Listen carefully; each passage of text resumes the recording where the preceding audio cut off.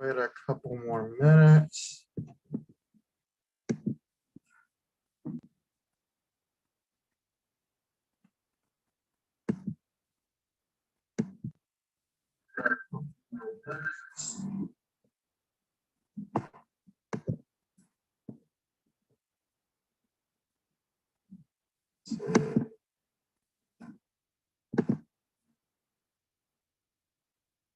Okay, I think that I have everything. Good afternoon, everyone. This is Dr. Samuel Lombardo, the Executive Director, CEO, and agent of SL Models and Town Agency, LLC. We are actually located in the Midwest, which is in the Grand Rapids, Michigan area, as well as the Southeast in the Chattanooga and Atlanta areas. And we are developing a regional office in the West, which would be in California, which we will talk about later because it has something to do with another project that is being worked on. Okay, so I am here tonight to, we have a very, very important topic to talk about. I have been gone for about a week because I've been updating a lot with the website and working on our contests. As you can tell, there was a lot of work that had to be done with our flyers and things to kind of tweak everything up. For those of you that are on Facebook, Instagram, and Twitch, you all have my other websites that are listed in the pinned comments. For YouTube, I was a little bit lazy. I need to actually do that. But anyway, if you'd like to join the SLMTA community, which I'm going to develop the community page here this evening, right after I get done the actual show that I'm about to provide for you tonight. The SL Models and Town Agencies community is on www.patreon.com/SLMTA. That is where you can join the community for as low as $5 per month. And then we also have other areas where you can follow us. So on YouTube, you can follow us at SL Models and Town Agency, LLC.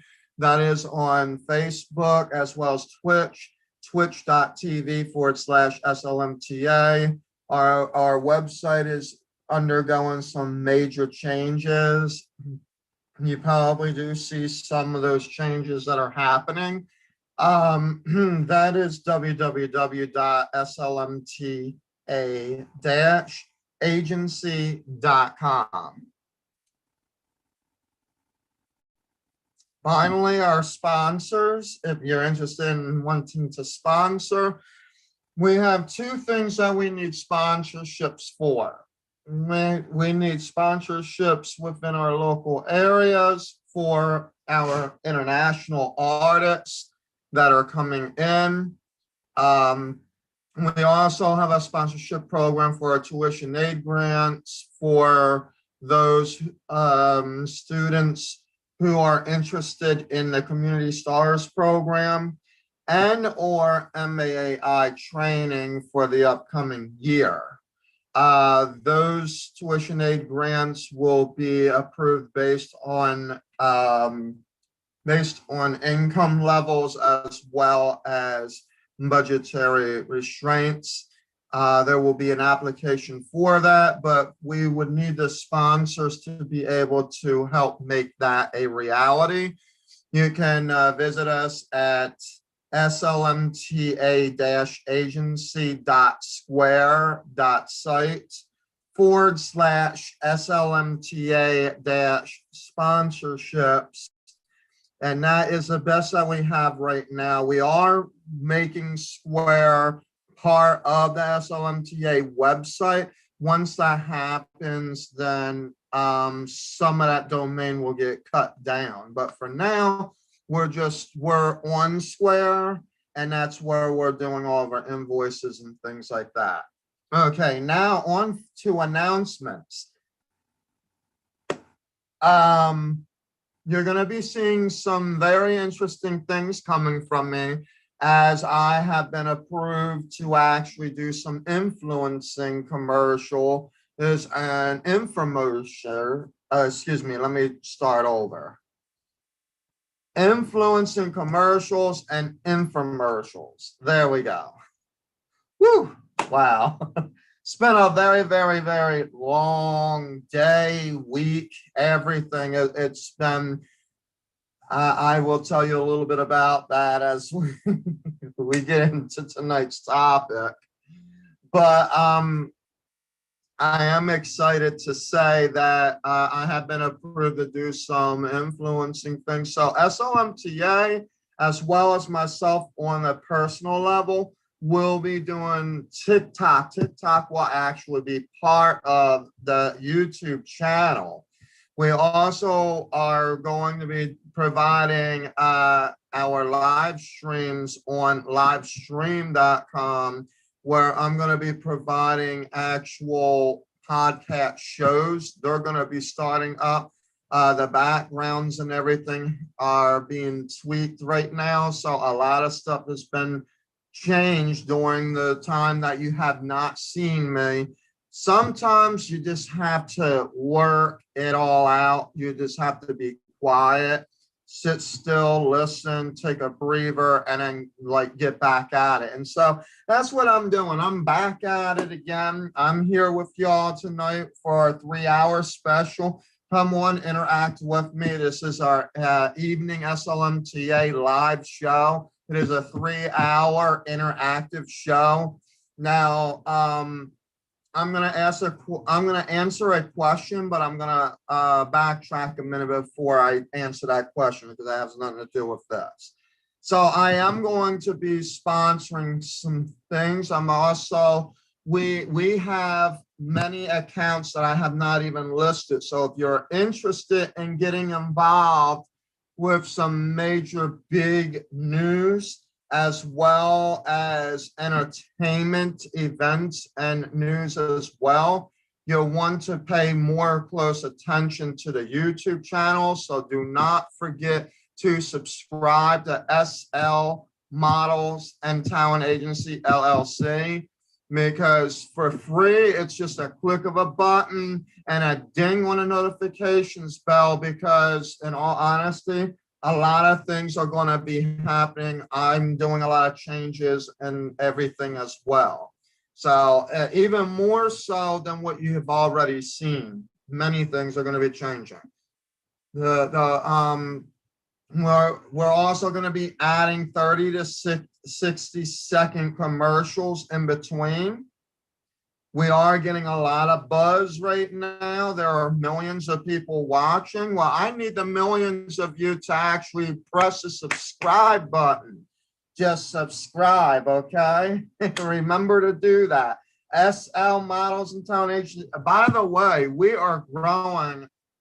I hadn't even been online at all for like a week, maybe 2 at the most. And I have grown to over over 1,000. I think it's like we're heading toward 1,500 subscribers, folks. So I think we could probably get there by next week, to be honest. We're probably going to get to 1,500 subscribers. Let your friends know. Even if you have to develop a YouTube channel just for the interaction, or even a Twitch show, like, don't be lazy. It's free of charge. Who knows? Maybe I will be your inspiration to get your channel going. You know, not everybody has to do the same thing. It's a little bit of what we're going to talk about tonight. I'm going a little bit off topic from what my other topics were, because you know, tonight's just going to be like a breather. But I really want you guys to take advantage of that. So yes, there is a YouTube channel, and yes, there are people in my community of entertainment. whether they own their own agencies, whether they are a model, whether they are an actor. You know, I'm going to be sharing them in the community section of my YouTube channel so that you would be able to interact more and get some other questions answered, like the real questions, the tough questions, the I'm tired of wasting my time questions. Okay, that's what I'm talking about. All right, and we need that community. All right, and that's what we're going to be doing tonight. We're going to talk a lot about that tonight.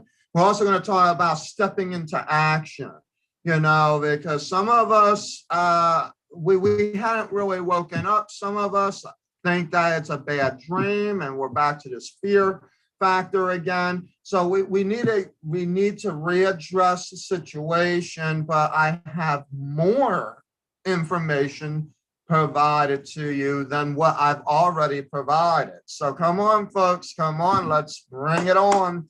Pivot into action. Okay.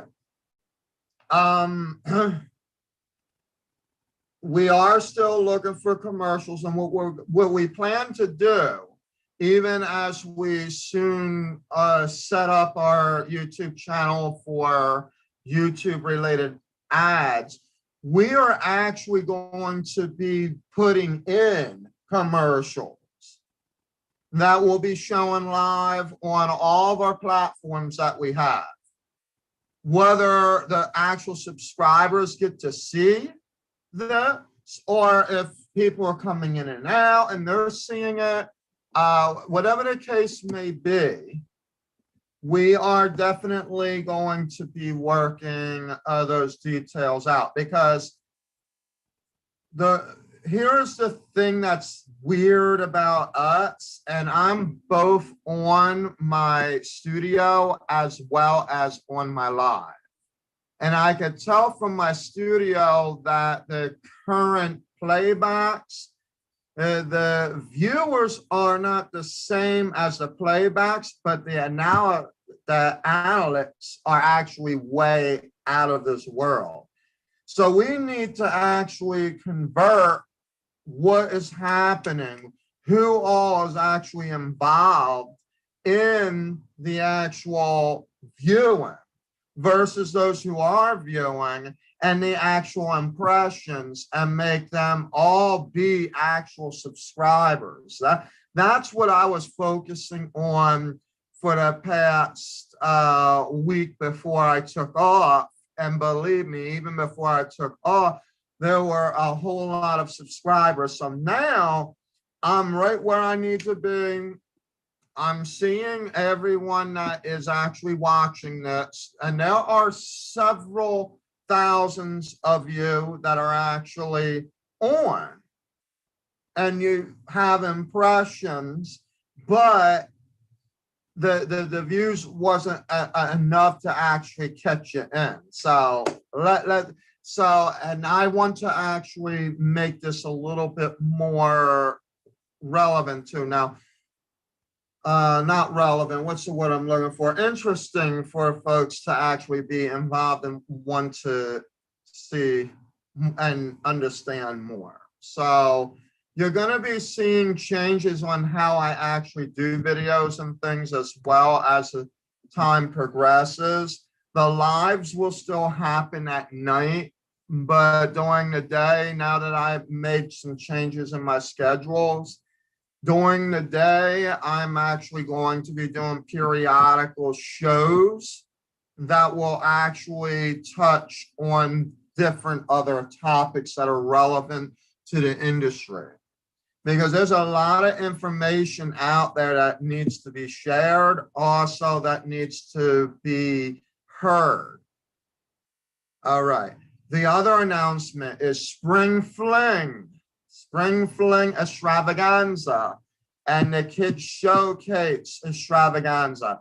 It is coming and it will be popping. It is actually, there were some glitches in the software system that I was using, which is good because I'm trying to do it where it could be on an app for your cell phone, as well as adaptable to iPads and things to that nature, as well as a laptop.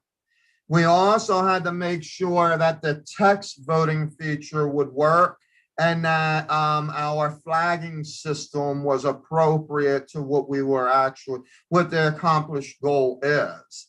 So with all that being said, because there was a couple of glitches, we are a little bit held up, but I heard some good news that the software looks to be picking up. So what I'm going to be doing is setting up a landing page specifically for these contacts that are relevant to the contacts for you to go ahead and start submitting.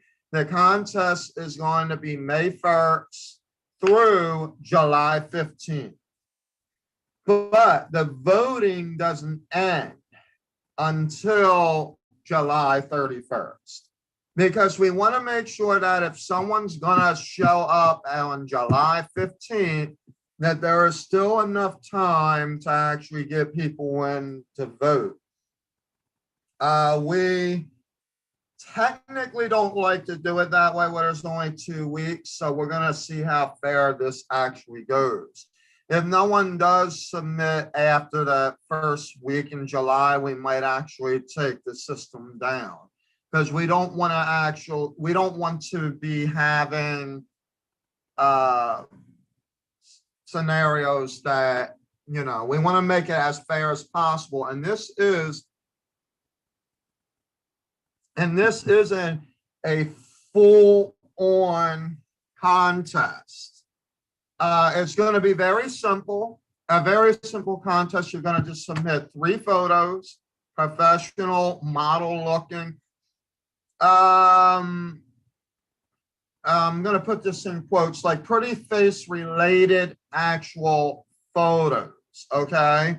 So do not give me anything that is like you waking up out of bed or standing in front of a window or something like that, unless it's an actual model shoot. Okay, and you want to provide that for us. There is a top prize, and then there are other prizes as well. The first 100, they have a choice. The top 100 has a choice if you guys want to actually be represented by SL Models and Talent Agency, because we know that a lot of people are going to sign up for this thing, and it's going to be a tight race. I'm going to tell you that right from the get-go. It's going to be tight. Everything that I'm planning to do here, no matter what I do, it just seems to be that we're going to probably end up going like eeny, meeny, miny, mo to figure out where the top 100 is. That's where the bottom line is. And actually what we have, that's why we don't want no one voting more than one time only, because there's going to be a whole lot of people sharing everything. Everybody's going to be sharing everywhere. So you're going to vote one time for a person. So if you voted for a person already before, that is your vote. It's going to be almost kind of like trying to figure out who the class president is for the college or something. Okay, where you're submitting a ballot, you can't go in there and submit all these different names. Now, what you can do in the voting poll, we have top 1, then we got the next levels, top 4. So you can vote in up to 5 people that you think is going to be the best, even after you vote for your friend. But the real goal behind all of it is actually making sure that we're not getting 40 people voting for the same people every day. And for the other thing, because it just confuses everything of what's already happening. And we do have moderators. That is for sure. We do have moderators. So just FYI, if for some reason you're able to skip the system and actually be able to vote in any other way. Okay. So there's a little bit about that. Now, the other piece I want to mention about this is that The spring fling extravaganza is for 18 through senior. That's how we're actually going to say it. Here's why. 18 to 25 is young adults. You still qualify under, especially in the European areas, if you are appropriate. You do qualify for haute couture, petite, and the real high fashion model that, you know, a place like France would be looking for, okay? But then there's the trendsetters who are 25, 30 plus, okay? What I'm calling it is basically just simply put 30 years old, okay? Or actually, I'm sorry, 26 to 65. And then 65 plus would be senior, okay? There are the three categories that you would be able to submit yourself into. So now if you're 45, trying to look like you're 25, and you're submitting photos to act as such, guess what? The system will not allow you to do that. You have to apply along your age range, because that's where you're going to show up anyway. It doesn't matter. You can say that you're 45 and you'll look 25, but the system's going to actually flag you at 45, so that's where you're going to go. Unless you're lying on your date of birth, but it's going to be kind of hard to do because we have a confidentiality agreement that basically opens the door up to, you have to provide proof of your age. So there's 3 photos that you will submit. Then there's the proof of your age, okay? And then you're going to do an introductory video. The introductory video, it plainly states in there, no more than 90 seconds. You only have 1.5 minutes to actually state who you are, what you want to do, you know, where you are now and where you want to be, okay? Then there's optional videos. It's not saying that you have to do it, because we're going to have you do it later on if you're chosen anyway. But there are optional videos where you can do a video of you walking and then introducing yourself, but you really have to be creative. You can't just sit there in your bedroom walking back and forth like, yeah, I know how to do a catwalk. No, you actually have to give us a creative video of you doing your walk, because that's not going to supply, that's not going to help. Okay, as the plane comes through the air, I don't know if you actually hear it or not, because I've been trying to finagle with the sound here as well. Okay, so that's that. And it's the same thing with the kids as well. Okay, the kids will have to show proof of their age. You're going to submit 3 photos. That would be the parents. And that's just as simple as like a school ID or something. It doesn't have to be like the state ID or anything, as long as it shows the age. And the reason is because that is the only thing of validation that we can actually use until we actually say, okay, you are the winner, and then end up taking you to the top 100, then that's a whole nother issue. All right. So you don't have to choose what age you are. The system's going to flag you into that age. So it doesn't matter what you look like. We might actually like the fact that you're a 45-year-old that could play a 20-year-old. Okay. If that is you, then great. But you're going to have to, you have to be honest about what you're putting in this application. All right, that's number 1. Number 2 is the kids is a little bit different. We're just looking for cute faces when it comes to kids, and and that's basically really what that is. We have 3 age groups. We have ages 4 to 7, 8 to 12, and 13 to 17. Okay, so that should be pretty standard. And this is your opportunity. Let me tell you the other piece of good news as well. This is your opportunity where you will actually be exposed, because I've been sending emails and I'm still sending them out as I've been speaking. I'm not doing it now because I'm online with you guys interacting, but we are actually, we do have some clients, and we also have a few agencies that were very, very interested in just seeing what comes out of this contest. So I'm only going to tell you that that's as far as that has got, that is as far as I'm going to say it right now. That doesn't mean that's as far as it's gotten. It's actually more than what I'm actually telling you. But the reason I'm leaving stuff out on purpose is because we want you to be comfortable with what you are providing to us. Okay? Because this could be your break. This literally could be your break. If you can show us that you can walk down a runway, that you have what it takes, that you know that you have a portfolio of pictures that you can show. We're only asking for 3 as far as the submission goes. Okay, but it cannot just be any 3. You have to show your oomph. This is a competition. This is a contest.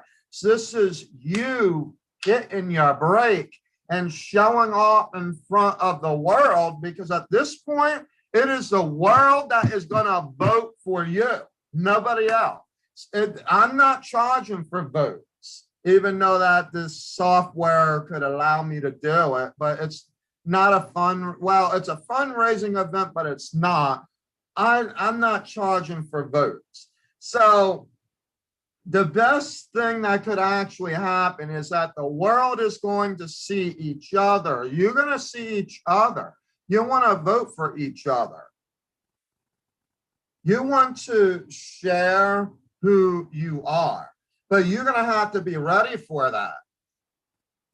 And we're going to be talking about that, because there are those out there that are sleepwalking in this industry. Yes, I'm talking about sleepwalking now.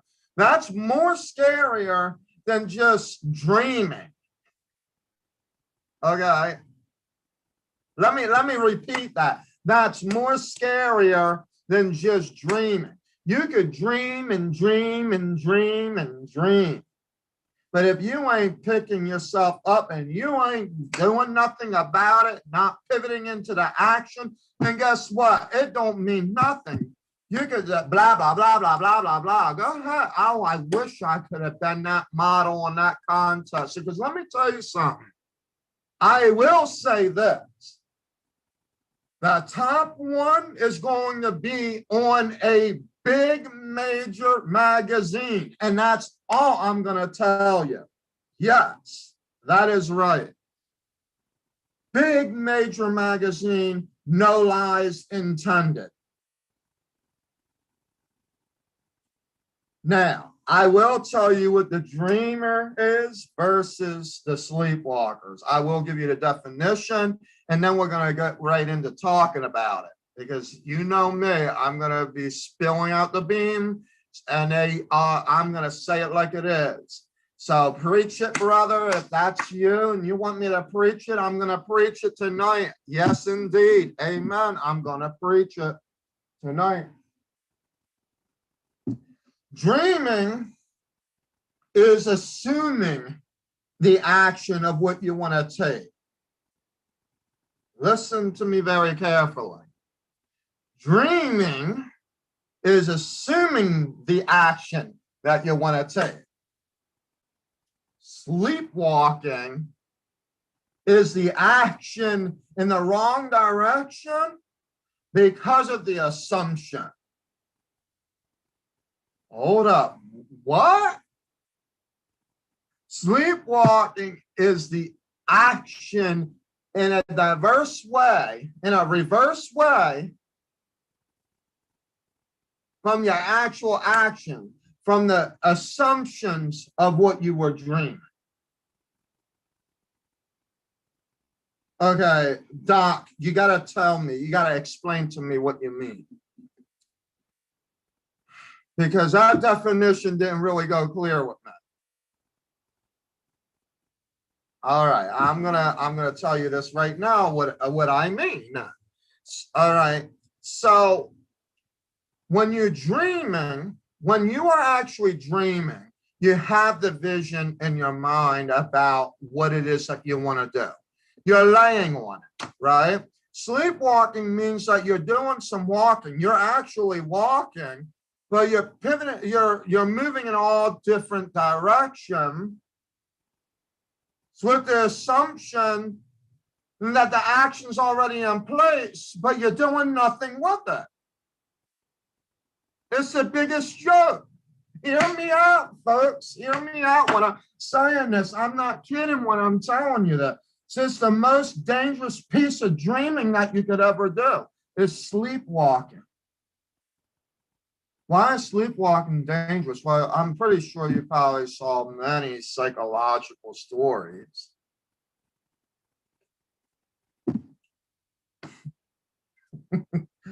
Sleepwalking, right, where you don't know what you're doing, right? You're just walking, and all of a sudden you could be like, okay. I got to keep this G-rated because it's supposed to be for kids too, so let me figure this out. Okay. Sleepwalking, like you could literally be walking yourself down the steps and into the kitchen, assuming you're going into the cookie jar, and you might find out that your hand is actually going into a jar of jelly.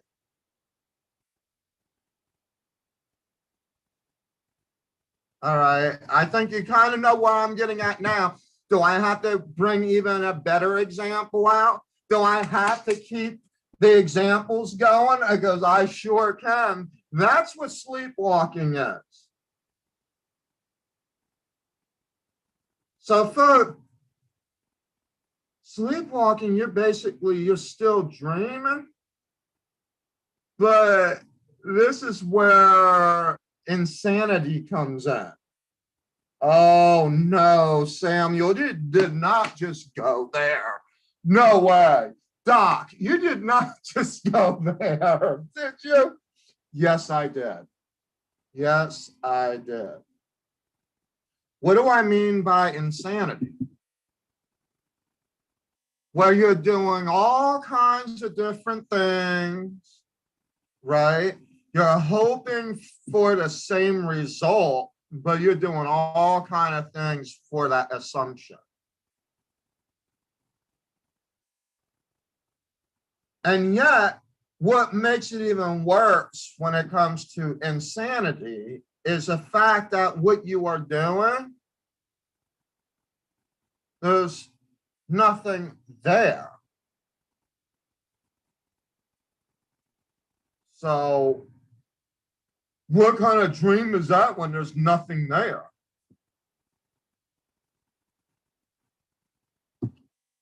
I'm going to tell you that this situation of sleepwalking, I feel is a big major situation coming from America as a whole, and it is actually very important. I'm talking more toward the entertainment industry, but let me step out of the box and actually get into the big picture now. The real big picture about sleepwalking is realizing that you actually have a dream. And then you're thinking that you're walking into that goal to find yourself realizing that no matter what you do, you still end up having the same results, but you're expecting a different result of a very specific thing to happen. And you keep doing all these different things. insanity equals sleepwalking, or sleepwalking equals insanity. And it's probably, I'm saying it in a funny way tonight because I'm in a good mood anyway, okay? But no, for real. I'm saying it in a funny way because the most negative response out there ever for anyone. And actually, this is the true result as to why agencies, some of the training agencies, are not revolving what they need to be. What do I mean by that? We are visionaries to start our businesses, to run our agencies. But you'll have people that walk in or may not even show up. Oh yeah, I know I gotta be preaching right now. Not even show up. They'll just sit there. They're like this. I think the enter button's over here. Ding. And then maybe by their luck that their finger was actually able to hit the enter button is as far as they got, but they were still sleeping. So how does an agency work with that? How does an agency work with someone that accidentally hits the enter button and doesn't show up?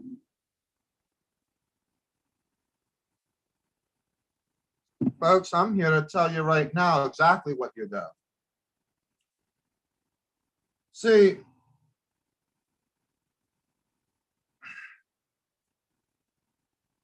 I had dealt with a sleepwalker before. And one thing that I had to do with a sleepwalker, this is a particular one. I'm not saying that this is going to happen every time, but I have actually thrown cold water on a sleepwalker. Like, it's time to wake up. What are you doing? Walking around, you're about to fall down the steps. Walking around, like, do you know where you're walking to? Do you know what you're doing? Did you know what you were typing?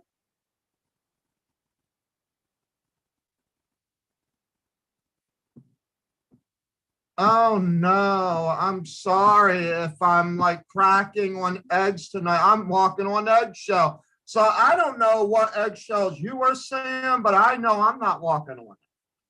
I have no reason to walk on eggshells unless I actually want to walk straight to them and I'm, whatever. I'm not even going to go there. Folks, I'm not saying that you would have to throw cold water because half of us will never see them to even throw the water, okay? But basically what I'm saying is that when I throw cold water, the goal is to wake them up. And the only way that you could wake up someone that's sleepwalking is to let them know the opportunity they have lost. You have to keep pushing. Don't worry about them. They want to lose the opportunity, that's on them. There's all kind of sleepwalkers out there. I'll tell you this right now. They're walking and walking and walking and walking like, look, I am very beautiful. I am sexy. I know how to model. This one person told me I had the best legs. Really? Okay. And guess where they've been walking to? In and out the doors, in and out, in and out. How many doors have they walked in and out of and they still haven't figured out the real problem? The real problem is I had sexy legs, but I didn't know what to do with them. Come on. Are you hearing me right now? Are you hearing me right now? You got to be. This is the most funniest ever that you'll ever see me here live on YouTube. Because tonight it is crazy. It is popping. What is sleepwalking into the industry? What is that? These are the no-showers, the Nelly Wellies, the no sayers, the soothsayers, I don't know what, all the blah, blah, blah, blah, blah, and the no action, like to do anything but to waste your time. Ignore that contract and just keep on moving. Seriously. Then you have the other sleepwalkers. Oh yeah, there's several types of sleepwalkers. So there's the ones that talk. Then there's the ones that actually do, they actually have some action. Yes, they do. You remember the guy that thought he was going to put his hands in a jar of cookies, but ended up putting his hands in a jar of jelly? Oh my God, I don't know how that even happened. You got to unscrew the top first, don't you, in order to do that? So somebody else must have either got to close the top, or he was very good at sleepwalking to the point that in his mind he knew to twist the top in order to get into it. Well, anyway, long story short, there are these folks that are like, you know, I've been the top #1 this, I've been over here like that, I've been award winning of this, I've been on this press, that press, sitting on the couch and everything else. And guess what? They're wondering why it is that only so much is happening, but they walked into the industry. It's like they had a pattern to walk in, but then all of a sudden it's like the pandemic closed them up, you know, like pushed them or something, like, you know, into the ditch or something. I don't know what happened when these sleepwalkers are actually, believe it or not, are probably, some of them could actually be dangerous. If you're sitting there, you're actually trying to get to where you need to go from point A to point B, and they're just sitting there like, well, you know, here's my goal. I'm just walking into it, but you could be walking into a goalpost here soon if you don't know where you're walking to. Are you hearing me? Or are you that other sleepwalker that keeps on moving the goalposts? Hallelujah. When I say it, say amen. Yeah, that's what I'm talking about. You probably that other sleepwalker who keeps moving the goalposts. What do I mean by that? Oh, there's too much good going on here. I gotta go, like, I gotta back this up. I gotta move over here. I don't need them to really, you know, I gotta be careful about who I'm in contact with. I don't want my picture to show up over there. And you know, I don't even know who you are. I don't know nothing about this. And I don't know anything about your agency. You know, your website looks like a 2-year-old, like, placed it together, all this stuff, right? Oh yeah, if you're hearing me, then I hope you are. Okay, all these, what I call 10-year-old statements, right? It's called moving the goalposts. It's like, you know who you are, and you're coming up like this celeb. You're supposed to be like this celeb, right? And then you're moving a goalpost like, yeah, no, I'm not going to go that far.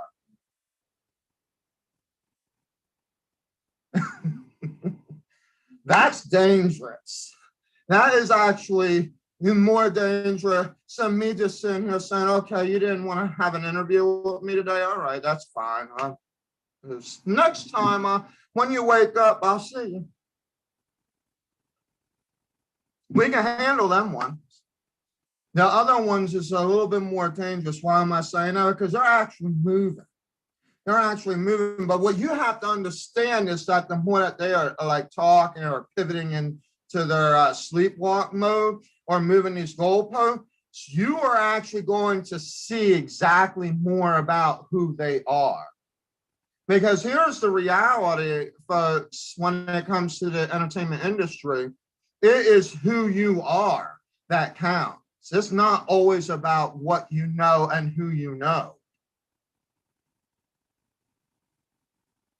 And that piece is going to be changing probably very, very soon with the reality of where economics, where the industry itself is heading and everything. I mean, just look at infomercials versus commercials relating just with clothing and how much money they were able to save and things like that. I mean, come on, you got to be hearing me out. We all have goals in mind. We're all visionaries, right? Amen. I believe so.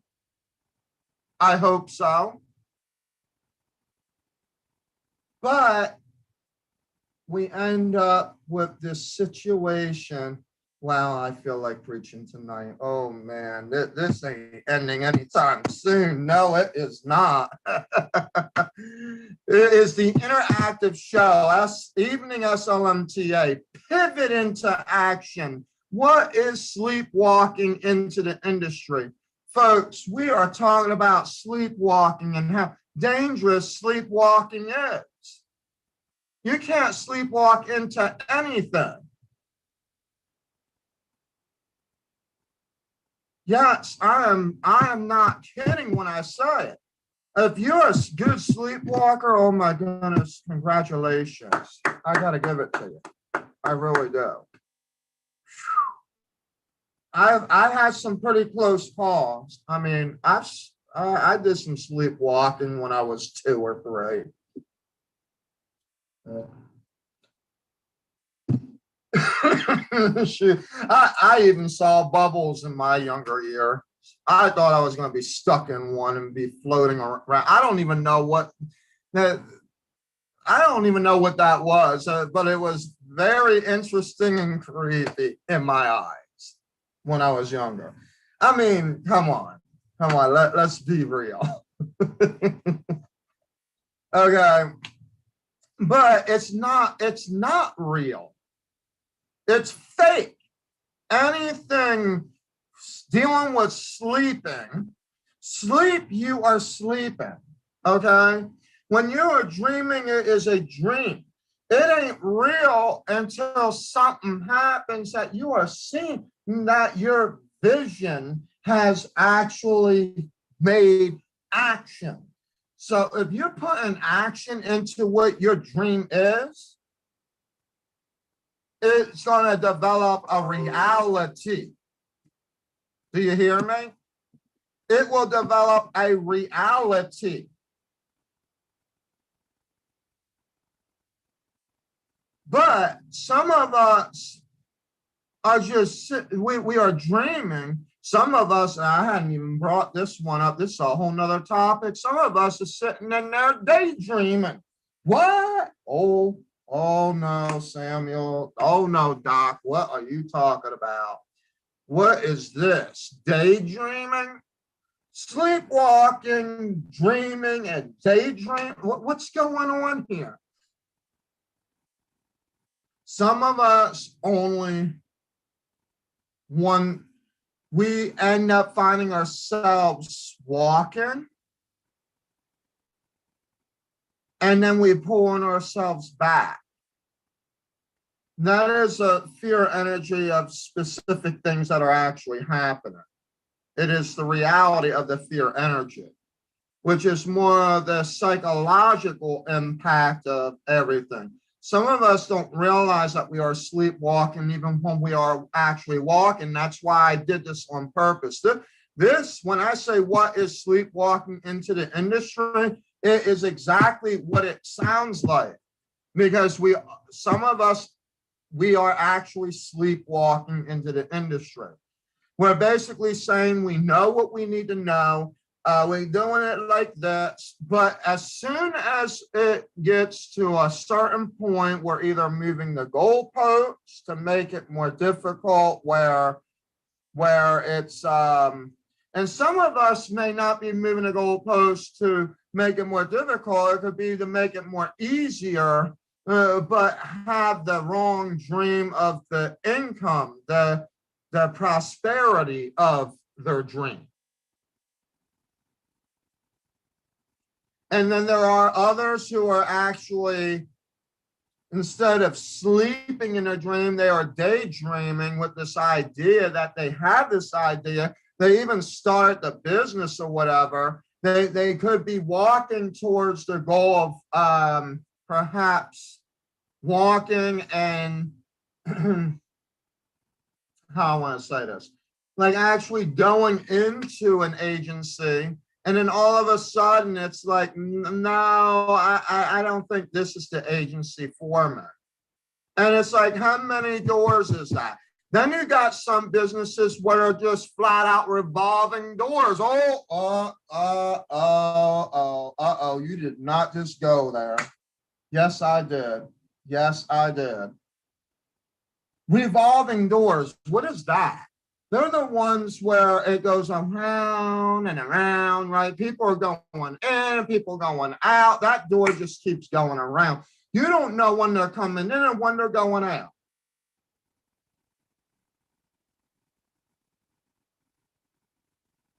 That is sleepwalking in the industry. Some folks actually bank on your dollar successfully through sleepwalking. But let me tell you something. In the end, when you are sleepwalking, and you know this, what happens immediately when someone just goes and throws very cold, or even hot water, it don't matter, but cold ice water on your face in the middle of sleepwalking? You go into shock. It's like, where am I at? What? Well, those kind of industries are the ones that will go like this. Oh my God, like I made billions now. And it's all of a sudden everybody's going to the store. So, oh my God, what are we going to do? Are we going to have to sell everything like 30% off to like get people to get back online again? Free delivery, or what are we going to be doing? Oh my goodness, no, we're in a shop. You know what? No, here's a better idea. Let's just keep that revolving door. Oh, we still got managers that actually don't know what it means to have a revolving door. So we're just going to keep spinning this door. No, throw that cold water on their face and let them be in shock, because you know what? Now is the time that we will be growing according to what I am actually seeing. Now, with that being said, tomorrow is going to be a little bit of a different topic because there is some prophecy involved with this as well. But for tonight, sleepwalking into the industry is, I'm just forewarning those who have these dangerous feels of themselves. The revolving doors at some point do not revolve. They don't stay revolving. They really don't. So you can't sleepwalk forever. At some point, you're either going to be like sleepwalking yourself to the Netherlands, I'll just put it that way, keep it G-rated, or you're going to wake up and say, okay, this isn't working. For some of us, we haven't waken up. And that probably could actually mean, and I'm saying this, some of you know what I'm talking about out there. If you follow me, say amen when I say that. It's all right, okay? For some of you, it may end up being a total 100% overhaul. Did you hear that? Oh, yeah. Time for change. Overhaul equals change when I'm talking about economic, business, and that kind of thing, okay? Anytime you hear me use that term, overhaul, that's what it means. It means that there is a big change on the horizon. But a big change cannot happen with a revolving door. That door has to close and they got to rebuild the entry. Oh, did I? Oh, oh my God. Did I say that? Did I say that? And by the way, it could literally, if it's done right and we are awake in the midst of it, it probably does not have to mean a literal closing. It could just mean a revamp from the top down. Oh, yes, there are companies out there that are actually blaming the peons because they are afraid of losing their job. They don't even realize that they're the ones that are more revolving than the ones walking through the door. And yet they are the ones that are supposed to be setting this up. Oh. Hear me out, hear me out, hear me out. This ain't a joke. There is no joking in this. See, in heaven, there is no revolving door. It's a straight way, narrow way right into heaven. There is no revolving door. There is no, oh, you made it in. I'm sorry.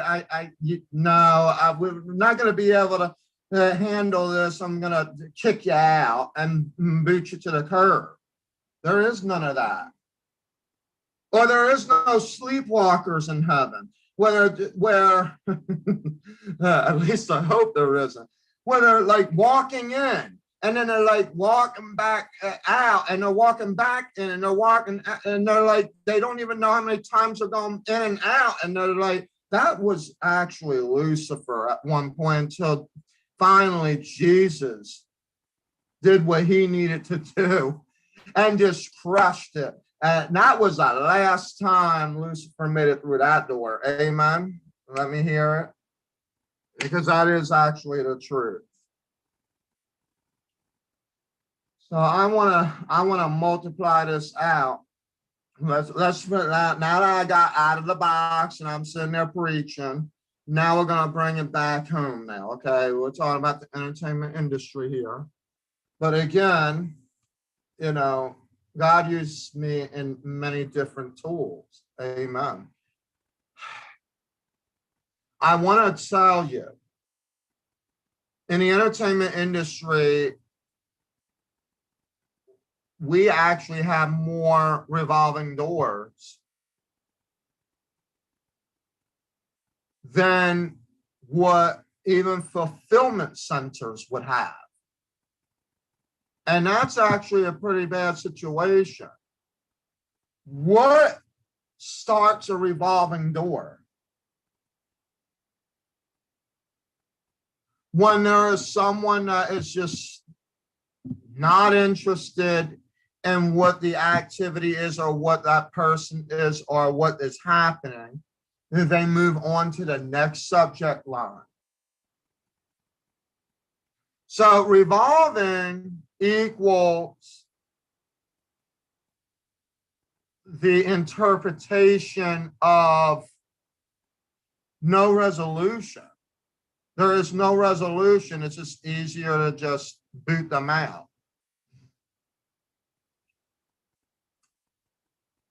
Well, that's not good.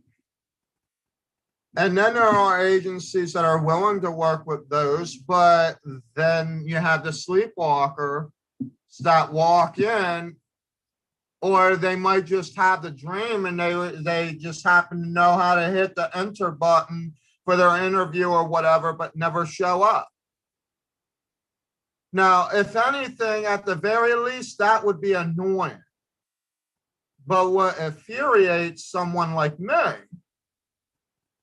is when you have the actual visionary sleepwalking, which is with no resolution. In other words, if you're having an interview and a person's saying, I could do this, I could do that, I could do the other thing, I could be, you know what? Let me do whatever I want to do. As long as you're going to pay me, I'm going to do it, right? Well, of course you want to pay them. So, I mean, why would you not want to, right? So then the revolving door is, this is what we can do. We can do it like this, you do this, and you're going to do it like that. Well, the revolving door, actually, the resolution starts spiraling off. In other words, well, see, I don't really want to do this with you. I want to do that with you. And the goal really is, what that really tells me is, this is not really what you're interested in anymore. But my assumption was this is who you were. Why? Because that's what I saw. I'm not sleepwalking. I see what I see. But you're saying that you're not doing this no more. You're not interested in this any longer. That you are actually wanting to do this. But the reality is, are you actually able to fluctuate the same way doing this than you are with that? Or are you actually just moving a goalpost to make it look like you're going to have some time with somebody when in actuality, you're just wasting someone's time? You see where I'm getting at?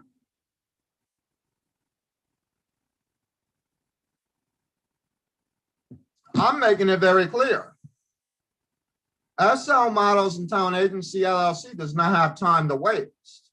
Time is money. That is correct. Let me explain that in two ways.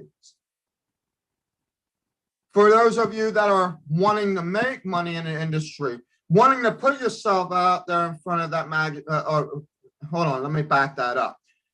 You're wanting to be the front page picture, photo of that top magazine. Or you're wanting to get in that contest, but all you're saying is, I wanna, okay? But you're not actually doing it. I don't have time for you, okay? I don't have time for that. But at the same time, do you have time to lose? So, because that could have been your break. So while I don't have time for you, because there ain't no time I'm losing anyway, I've already lost my time, okay, quote unquote. It was productive, but I developed the contest. So now it's up to you to click the submit button and follow through. Yeah, that's right. I'm talking to you. Click that submit button and follow through.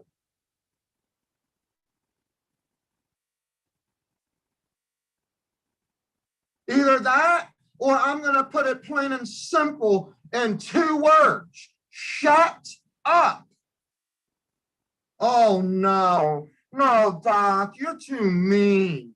That's mean. What do you mean? What do I mean? Nobody ain't got time to sit there and listen to blah, blah, blah, blah, blah about what you wish you could have or would have had, would have, could have, should have done. If you didn't do it, you didn't do it. Point blank. It don't matter what excuse follow. I don't care about the revolving door. This isn't a revolving door here. When you click submit, the only door is that we either close it and let you know you was not accepted, or B, you were accepted and the door is open. Now it's up to you to take the next step. Well, you know, everything is a step in a process. Come on, folks, you got to do the work. Why do I have to audition? Oh, I'm beautiful with sexy legs. Oh, but why do I have to audition? Who are you kidding? Who are you kidding? What time do you have to be sitting there talking about your sexy legs when you should be out there shaking them sexy legs? Come on now, are you hearing me? Come on now, are you actually hearing me? What is wrong with some of the that are out there? When are you going to wake up? Is it going to take somebody to actually throw cold water on you? What do I mean? See, how I do cold water is I click the block button. I just don't have time for it.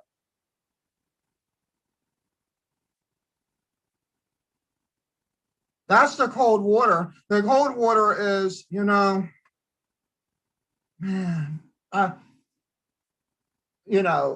you have what it takes. You have opportunity, but you're just doing nothing.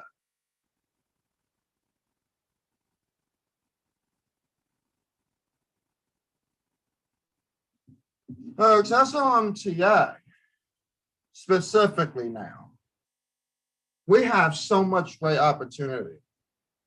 It's starting to grow into the fact, real ashraptalcy even. I'm learning about other people. I'm learning about other nations, other cultures. And I'm also learning other things that are actually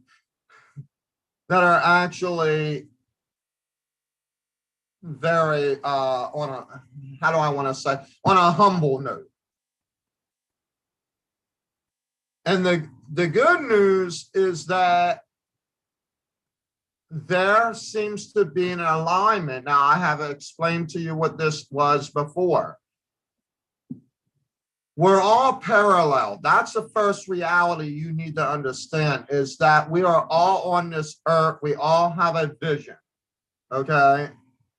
That's the truth. We can't deny that. We all have that. But what we're denying is some of us are kind of going off course. Like, we're on the road. It's like you got 20 highways and we're all parallel together, but we're not on the same highway.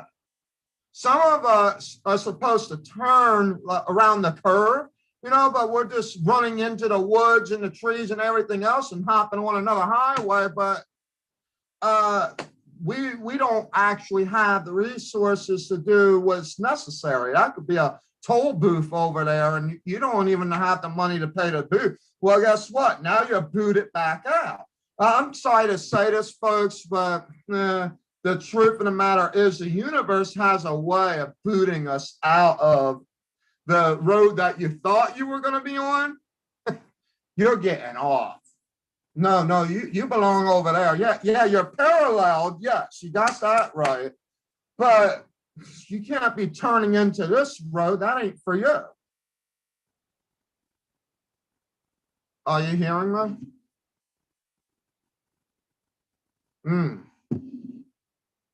That's just simple language right there. If you can't get that basic part up, then, wake up. You got to wake up. I don't know how you're going to do it. Maybe sleep in a cold shower, but you got to do something. All right. So then once you realize that you are parallel and you are happy with what God put in front of you, okay, you will start to see things aligning along the way. It's kind of like when you're taking a trip, right? And this even happens to me. It's like I'm like, no, I want to take the shortcut, and God's like, no, too many potholes. And then when I turn around and say, oh, that don't matter, it's still the shortcut, guess what? I hit the first pothole, the tire pops. Well, I don't know what to tell you. I told you not to go that way. Well, God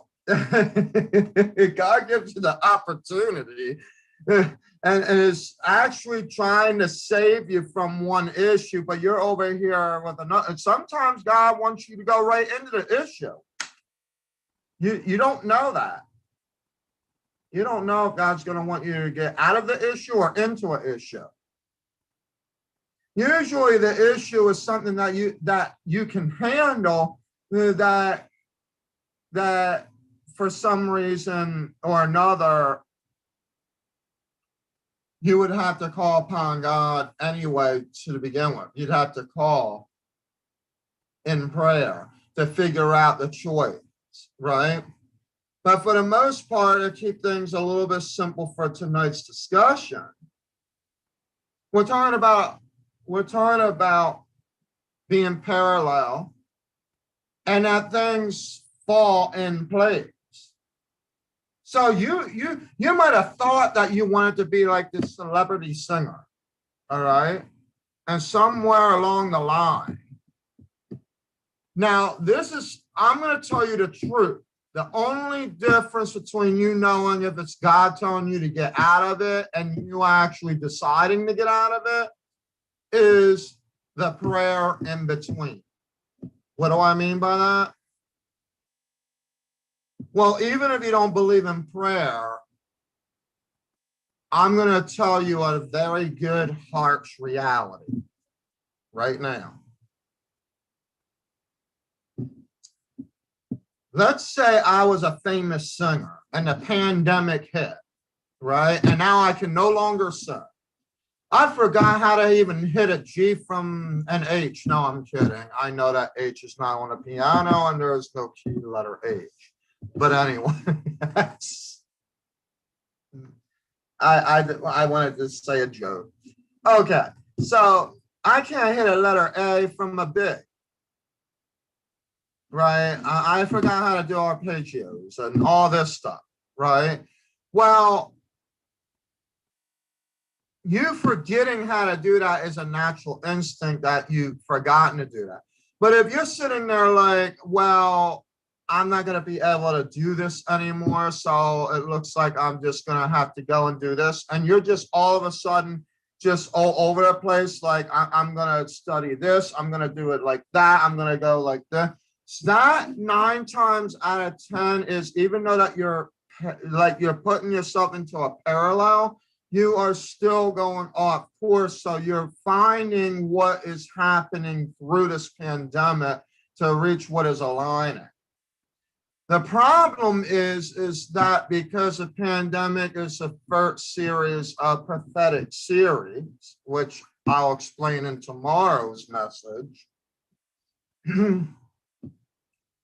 the issue is that we were in a blank state. So there wasn't really anything there. And the real question is, how prepared were you?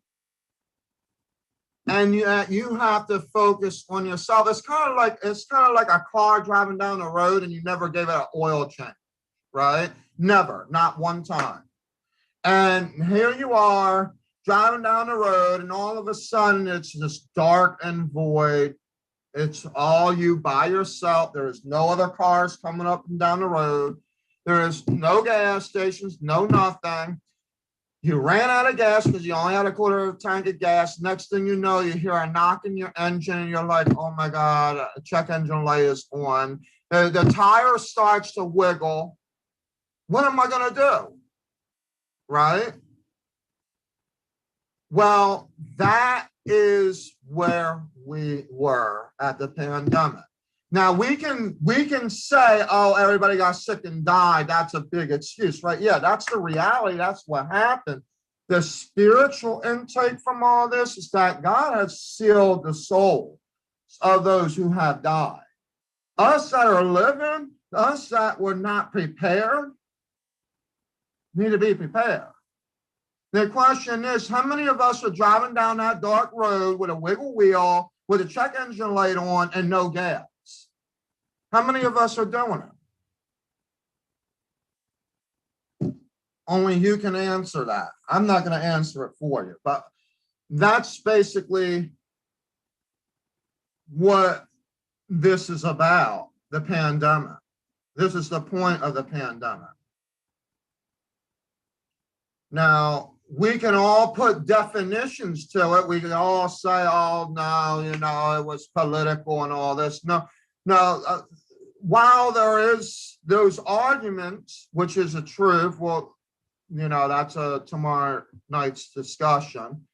The real thing is that one person over another is trying to figure out how they can overcome something that we had no control over.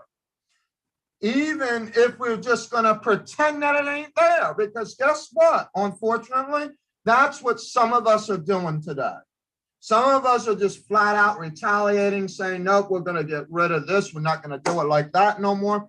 Some of us are actually saying, no, come on now, you have to pay attention to CDC guidelines. You got to do this. You got to be right. You got to be prepared, all that. Then you got other ones that are like, well, the news ain't talking about it no more. Why do I have to care about it? The news is not even going to dictate when Jesus is coming again. So if you're not prepared, news or no news, the good news is that he's coming. Is he going to come for you?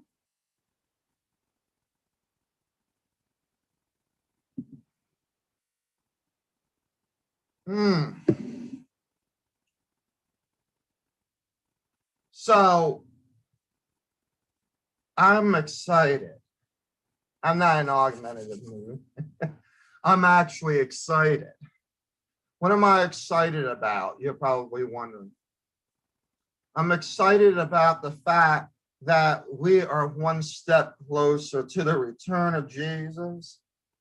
And at the same time, that I have learned so much from this pandemic that it didn't even need to take a psychiatrist, a spiritual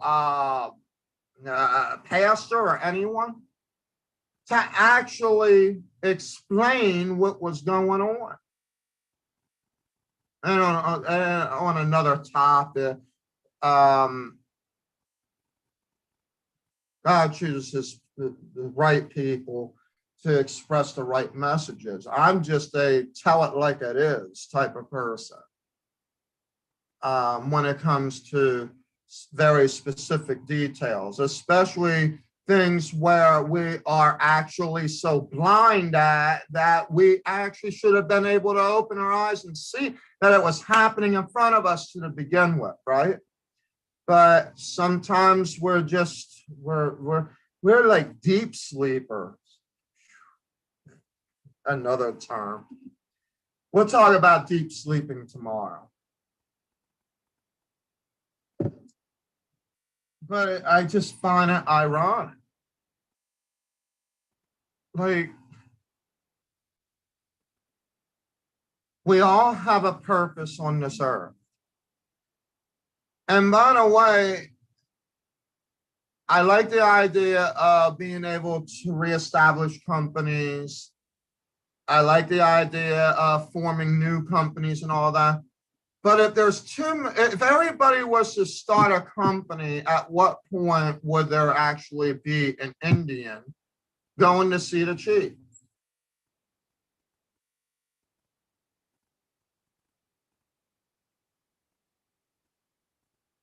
If we're all starting companies, believe it or not, here's another real reality check too.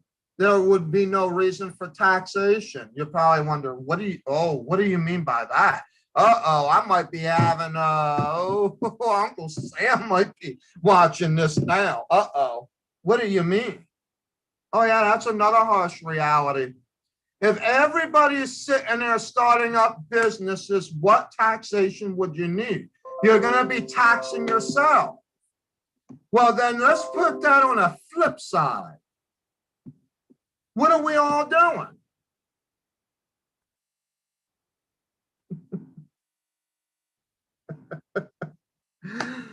But geez, you following me here? I hope I'm not like confusing anybody.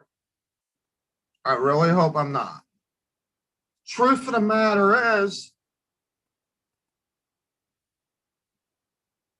without the businesses, right? Well, actually, without the people, there is no taxation. But with the businesses, you're arguing over the businesses paying taxation. The problem is that we are still dealing with revolving doors and very bad sleepwalkers. These are the people that are saying that we want to do it like this and we're going to do it like that. But here's the truth of the matter. If you want somebody to do something, then you have to actually show that they're going to do it. And then to hear about somebody else complaining. Now, this is what I call this is what I call insanity, actually, right here. This is when you are having a whole nother party complaining about taxation. But then the reality is they're not even paying any of that taxation anyway. What are you arguing about? What are you arguing about? I mean, come on. At the same time, I would have to switch the question. Well, what are you raising?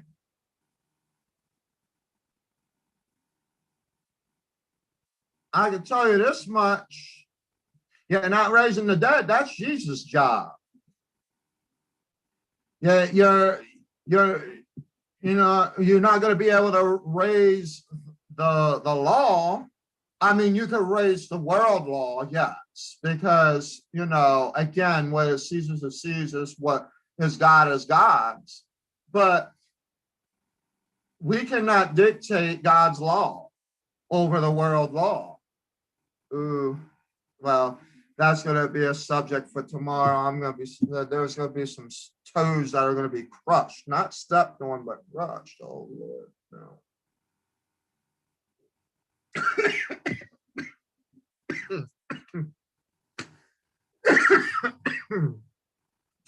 I went down the wrong pipe.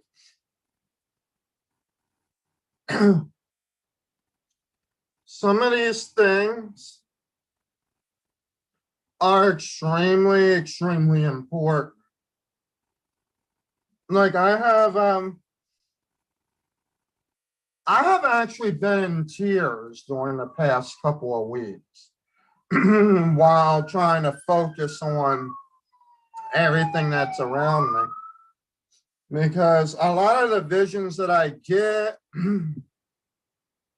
as well as a lot of the messages that I get, and to be able to apply them to today's world is just, it's amazing, a little bit overwhelming. Excuse me. But at the same time, I always thank God. I always do. And believe me, in the process of this whole thing, I'm learning many different lessons. Folks, I want to touch a little bit on this thing about love. Yes, love, love, love. See,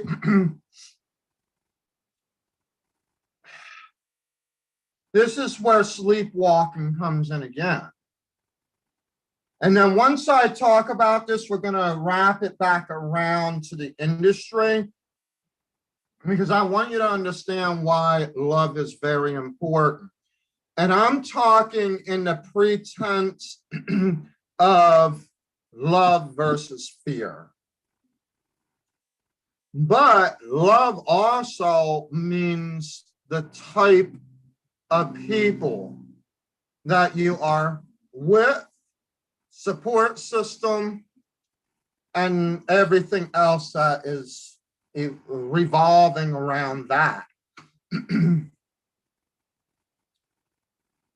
If you're one of those that are out there that are dealing with the fact of a decision on whether you should divorce or not, and you hadn't made that step, there may be that point of the truth in where I have to congratulate God in the presence of your lesson. Because what that is saying is that, and this is true, this is the reality of that situation, is that we end up being confused about who we think is the one, excuse me, or we are confused about whether or not we even found the one.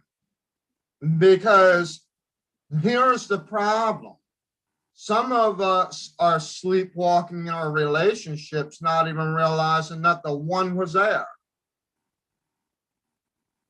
all along. There is a point in time, again, God states this, it's called the imputable sin, where God gives you the chance to be forgiven, but at the same time, what is the limit? What is the limit? There is a limit, but the problem is some of us are preaching that it is not. And that the minute that you do it because you know about it, it's forgiven. So I want to clear up a little bit of confusion. First of all, you actually have to first realize that is the action of repentance. And then that's when you can actually do the other part after you own up to it that something had happened, then you can ask for the forgiveness. Sometimes it could be implied. Don't get me wrong, it does happen. I've had people imply it to me many times. They may come to me and thank me about something that I either A, have already forgotten about because I moved through my life with the acceptance that it happened. And then I'm like, oh, okay, you're thanking me. Oh, you're welcome. You know, sometimes I might think it's weird, but, and I'm not afraid to admit it. But while it may be weird, there's nothing wrong with you actually thanking a person, because the opposite of thanking is saying I didn't like it and being judgmental. And therefore, even if thanking is very difficult to do, despite what the situation is, that was the action you needed to take in order to allow acceptance into your life. The question really is whether or not that lesson has actually been revealed. And that will determine on if you have to keep thanking different people for the same reasons. At that point, you may have to accept to yourself a few options. There could be a few options in there. It could actually be that you're insane and you're trying to get some kind of a result, but doing different things to get to that result. I mean, it could be that you're sleepwalking. It could be that you're the revolving door. It could be that it could be many, many different things of what I have discussed here tonight. But the truth of the matter is, the game ain't over. The game is only over when God says it's the end. Okay, that means that you lived your life and that's it. Done, point blank. There is nothing to argue about after that. In fact, you're going to be in a deep sleep that you will not have the strength to be able to argue. So then you'd have to wait for what? This thing called the judgment day. Well, some of us like to make up what we think that means. Oh, the judgment day, you know, everything was forgiven as long as you know Jesus, it's all gonna be blah, blah, right? Well, here's the problem with that statement. See, you have limitations with the job, you have limitations even with the law, the actual law, right? We'll use that as an example, right? We have where the court could be overturned. You could have where there was a trial, what do they call it? Trial diversion. There could be many different things, but how many trial diversions are you going to have before the court finally says, you know what, you're guilty, get in the hanger, go. I mean, how many times do you think it's going to be? It's one thing if you're saying, oh, okay, I apologize, you know, I didn't realize that I did that, or this wasn't done intentionally.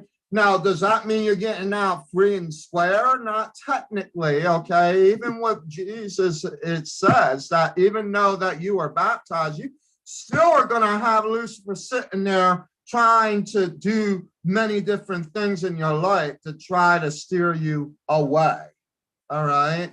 But the truth of the matter is, as long as Jesus is on your side and you are owning up to whether it's intentional or not, you know that you could be forgiven, but you have to take that step, that actual action that says, something like, thank you for letting me know that, to I'm sorry that that happened to you, and whatever the case may be. All right. And then you're going to feel much more better. And you're going to be in that prayer. That prayer is first you owning up that you know that you were wrong. Because guess what? Once you own up that you are wrong, I'm going to tell you right now, God works in mysterious ways. He will either A, give you another lesson that resembles the same one. It could be more difficult, okay? Or, because I had both happen. Or you could be having a revisitation of that person for which God says you're going to thank him or her for whatever that situation was. You are going to have to figure out how to actually step into action. So yes, folks, even with forgiveness is the prayer, but repentance is the action. You're going to have to figure out how that all is going to work in your life. Impardonable sin is sin that is the secret sin. It's like, oh, I'm not a drinker. I'm not, a smoker. I'm not, come on now, you know me. I'm such a perfect angel. And then, it's the secret. It's the things that you open that nobody knows anything about, right? And you're really hoping it's like, okay, this is non-negotiable, okay? Well, the problem is while that's confidential and non-negotiable, you're also telling God it's non-negotiable and it's confidential. And God's saying there is nothing more confidential. Excuse me. There's nothing more confidential and non-negotiable than your ticket to heaven. Amen.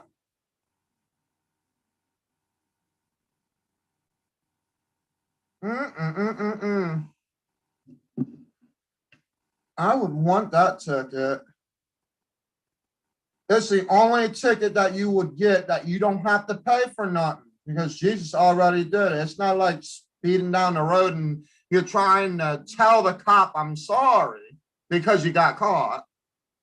No, it would be like you telling the cop you're sorry, but you really mean that you're not going to do it again and you don't do it again. And Jesus is the only one that would be able to know that. And he could read the heart, and therefore he would just say, it's my blood. See, God is the cop. Jesus is the one that says, well, it's my blood. So his blood goes and pays for that ticket. Can you imagine that? Think about this a minute. Okay, I'm going to put me, you, and God on this, okay? God is the cop. All right.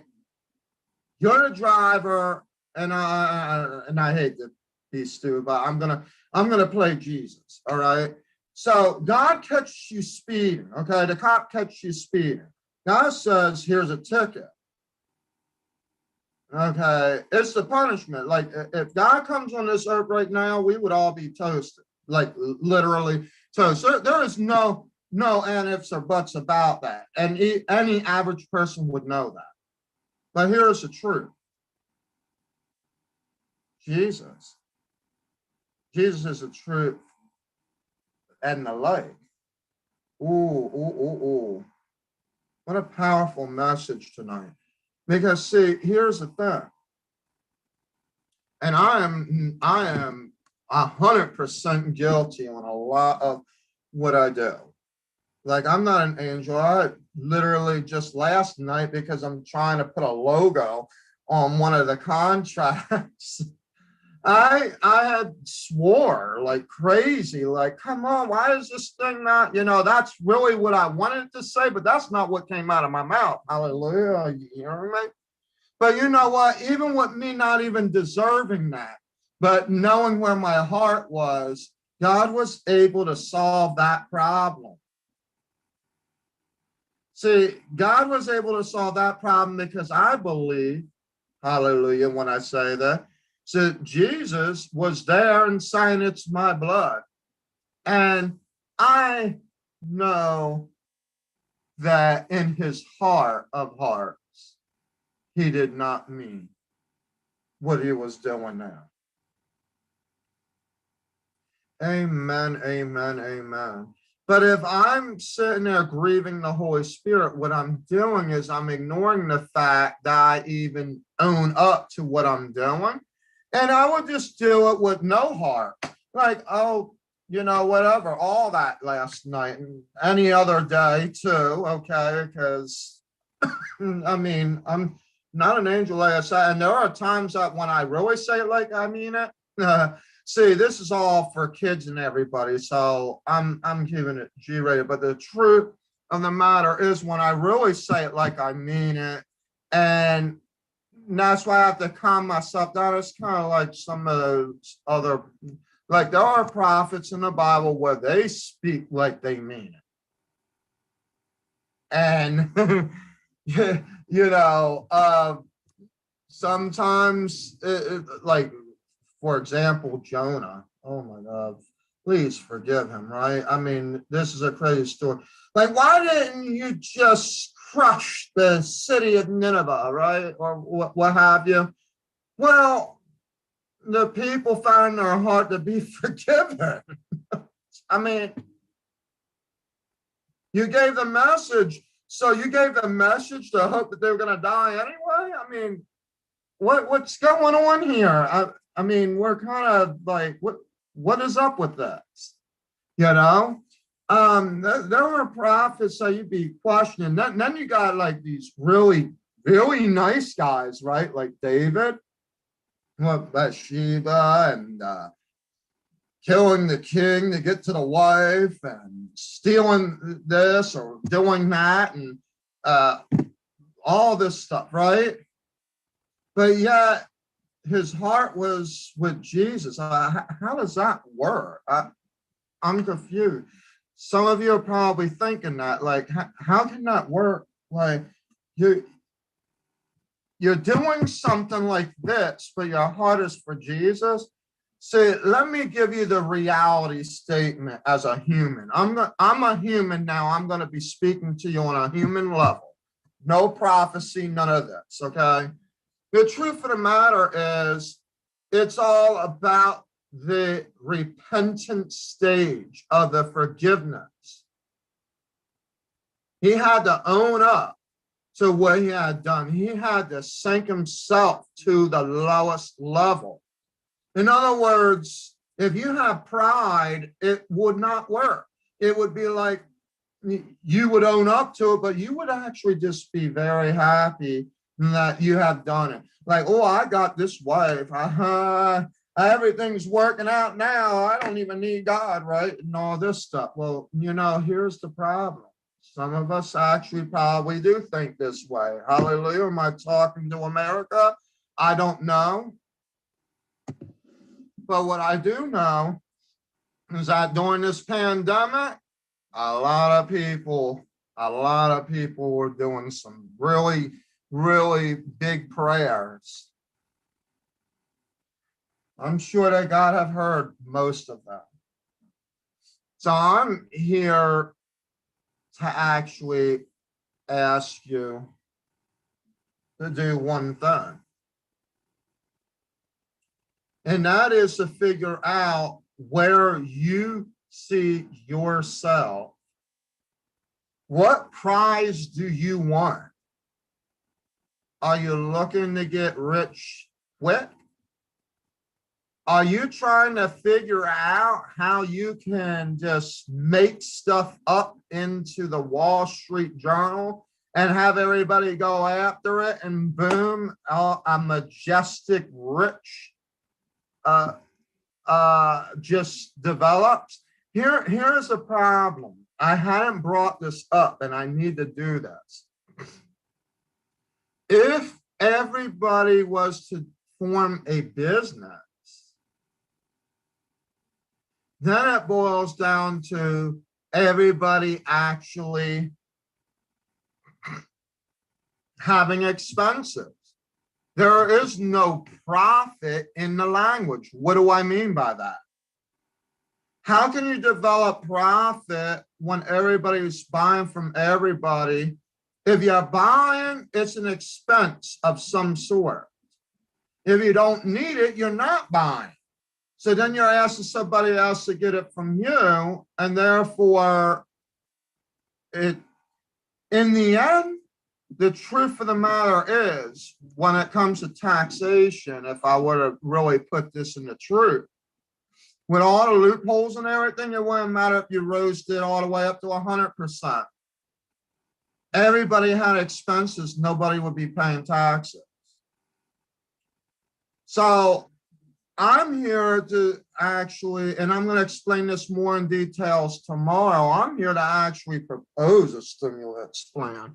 And that is actually this. Now, I'm not saying that because I'm nobody important, but let's just say if this was to actually, if this piece of the actual video was to be heard or seen by someone important, I would have to say that where we can be aligned is with those who are in poverty. And therefore, sometimes we, and now I'm a business owner, so I understand that. There are businesses that are helping, yes, but the reality is poverty is bad. There is homelessness. And I feel as if there was some kind of program for poverty as well as homelessness. Now, I'm not talking about making them lazier where you're going to get, they're going to just take and you're going to give. No. Do the same thing as you would do with unemployment.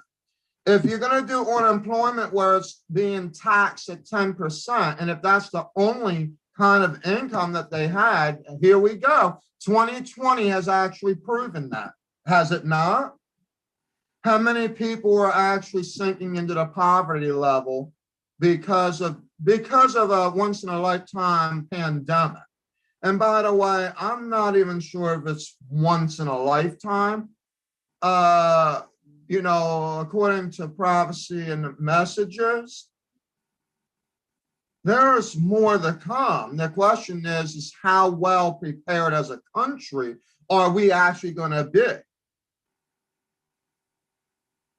And the thing isn't about saving the money, it's about where the money is going and how it's being revealed. So in other words, if you can take taxes out for actual unemployment,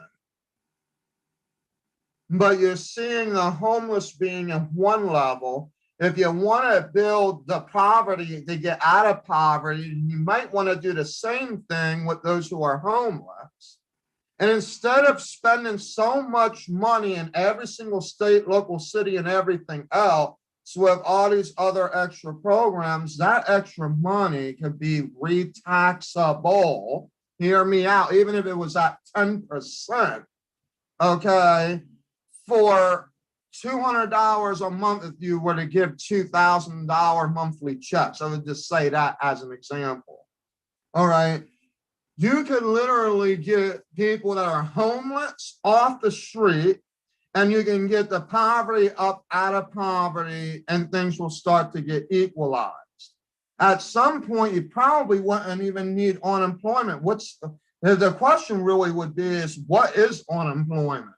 Why?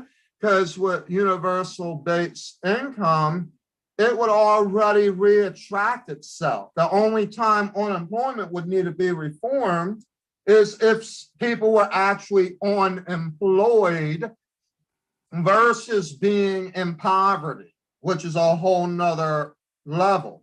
So if the government really wants to show some real support, this is what I'm talking about. Something that will get everybody equalized.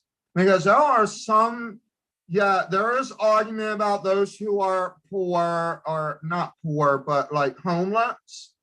No, they just want things given to them. But you know what? Even at that same point, even if you were to give it to them, it doesn't get them out of the taxation, and you would be able to equalize on that taxation. Why? Because it is there. It's set up like the unemployment program. So that this is some of the things that I'm talking about. I'm hoping that somebody, and I'm going to bring this up in my actual primetime show tomorrow, because I want to do a 30-minute live where I'm just talking about taxation and ways that the government could actually help the poverty. In other words, I'm not going to talk against the government. I'm going to explain what would Jesus do? Put it that way. What would Jesus do? And even if it was at the best case scenario, if they're still going to be on the street, they can only blame themselves, but at least you were able to do what you were able to do. But it's going to require you to really own up to the fact that you want to fix a problem. Because this is all Americans. This isn't just some. And this thing about business and taxation, if there is nobody that is actually paying taxes to begin with in the business, so maybe figure some of the loopholes out or restrict some of them. But in the long run, it doesn't even make sense to even be having an argument about taxation, especially if some of the taxation is already happening. And nothing is unseen with God when people are getting the messages. Okay, so the truth of the matter is, we're seeing things going up. They're not going up just because. Okay. So we need to be real. We need to be honest. And I know that the world is going to be what it is. So I'm not going to sit here to explain to a group of people how to rule a world or to rule a country. But what I will say is that we will be heading in one right direction, getting rid of poverty and getting the homeless off the street. And I'm not just talking about spending money for a building that will put them in like cots. I'm talking about where they can take their own action and actually, and maybe there is a way that you can do it. Some of the ways could be, instead of cops finding them on the street doing some dumb thing and locking them up, they could actually send them to the entity that would actually have these checks available for them so that they can go ahead and be signed up for, I don't know, let's say some of the hotel places, and I only know this because I researched it for Ashraf Tausi and some other international. So it costs maybe $500 a month. Some of them, it might be a little bit more. So if you actually make it that way, you will increase hotel reservations and sales and taxes. Okay, that's coming from the money that you would be giving them. But at the same time, they will have a bed to sleep in, not a cot, and they don't have to be piled up in the 3 people to a room or whatever. And then it would be up to them to figure out how they would go about actually getting their life set straight, even if it was, and again, now I'm going to talk to you guys out there. If the government could hear me and they're saying, oh, this guy, this random guy that's sitting on this entertainment industry website is giving us these good ideas, something to actually think twice about. If we can get him to actually, if we can actually do what he's saying, if we could really break off half of the debt that is actually happening, because let me tell you where the debt is at. It is by the mistakes that were already done from the beginning of time. We don't know when that beginning was. I would probably almost presume, now listen to this, folks. Listen to this. And you want to talk about, you want to talk about,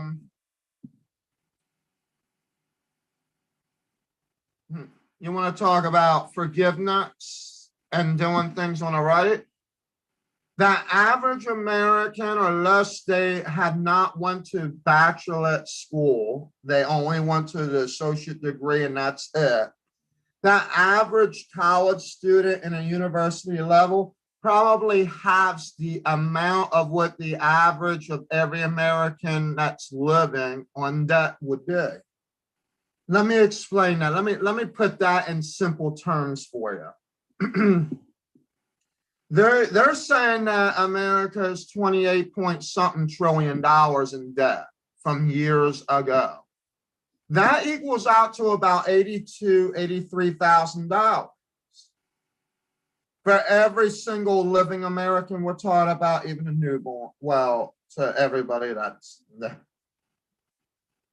Let me just be very clear with you. $83,000, if that doesn't sound familiar, some of you already have paid off that kind of a debt via, you know what I'm about to tell you, student loan. Oh, hold on. Uh-oh. I'm in trouble now. If they could literally just wipe out the debt of the student loan and figure out a system of the education system, because the real question is, if the government is going to provide grants to help the schools renovate, build better businesses and things like that, well, better buildings, you know, for schools and whatnot, then why not that be something good for every American? Even if there was a 20-cent thing on gas. What am I saying? What I'm basically saying is that the average American is going to be taking care of half of that 28 trillion by forgiving the whole entire whatever it is, student loan. I'm not even talking about 50. I'm talking about forgiving it completely, where there's actually no student loan debt. Here's the problem. If you can actually work with the trickle up, not trickle down, trickle up meaning from the people on up, you will start to realize that the debt at the top is going to come down. All right, well, let's talk about what I mean here. See, I'm not even a president. Maybe I should run. I don't know. I don't know if I want to run against some of these folks that, anyway.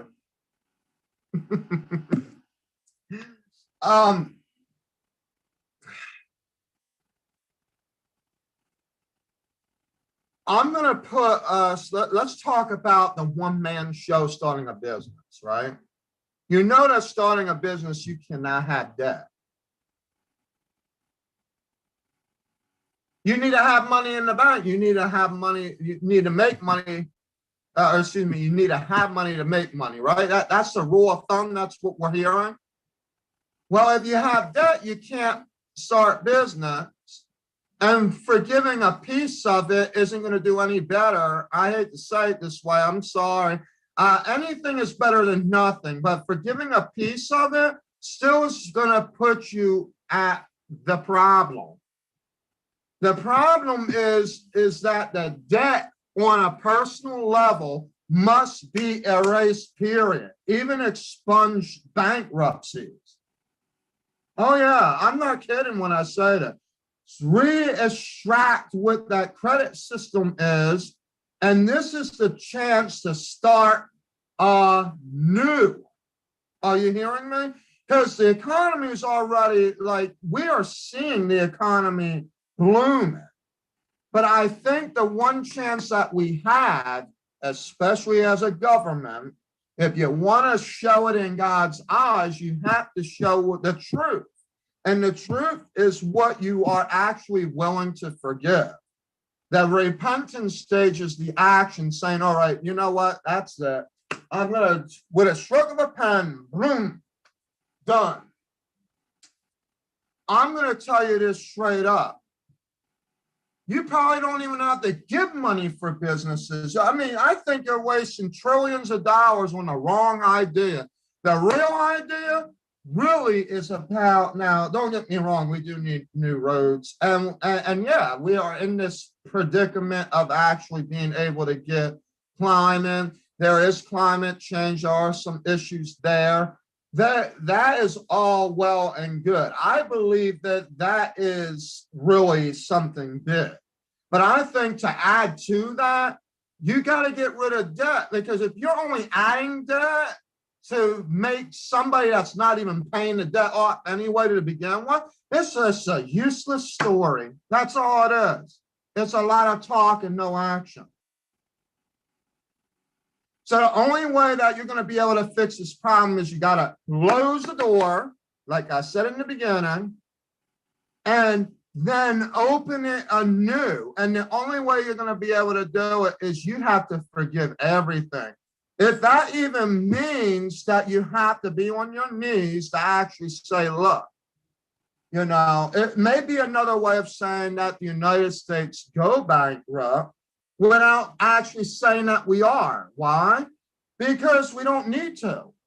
There is no real reason. The problem is you're holding on to outside debt that makes no sense. Too much of it. That makes no sense. It's a bunch of debt that equals out to nothing. And when you pay that debt, does that even give you anything? No, that just pays the debt off. That doesn't give you nothing. You should be knowing this by now. For example, someone came to repo your car. You still owe a piece on that car. Are you driving the car? Are you getting anything out of it? No, you still lose it in the end. And you got to pay more. The Fed is already saying we're at 0%. Do what you got to do. Here's the problem. And I'm hoping that this will be where we solve it. Oh yes, Chuck, I'm talking to you. I'm talking to you as well. A lot of you have been talking a little bit against the Democrats and all that. But you know what? Here's the thing. Democrats might be about big government, but the truth of the matter is the development of the big government, the small government didn't know anything about how to take care of the big problem. Sometimes you have to have a big foot to be able to close the door, because a small one isn't heavy enough. So I'm just going to put it to you this way. You have to expunge all debt. That's the only way it's going to work. That is my plea to you. I did what I had to do. In my lifetime, I went bankrupt. In my lifetime, I've had repossessions. Oh, yeah, no, I'm talking about before I've started business and all that, all right? But there are people out there that are still filing bankruptcy now because of the stuff that happened during either pre-pandemic or the pandemic. That is unnecessary. So that is really my plea. And that is the prayer that I have is, who is actually willing to step up and say, You know, I forgive you. Let's start from scratch. Let's really make this thing happen. It might mean that you have to start somewhere totally where you thought you were going to have to start somewhere else. You might have to have a whole nother bill. You may. Just on this one topic. Why? Because what I'm telling you, this is going to be the last chance before the break of dawn. From what I can see, to get America straight.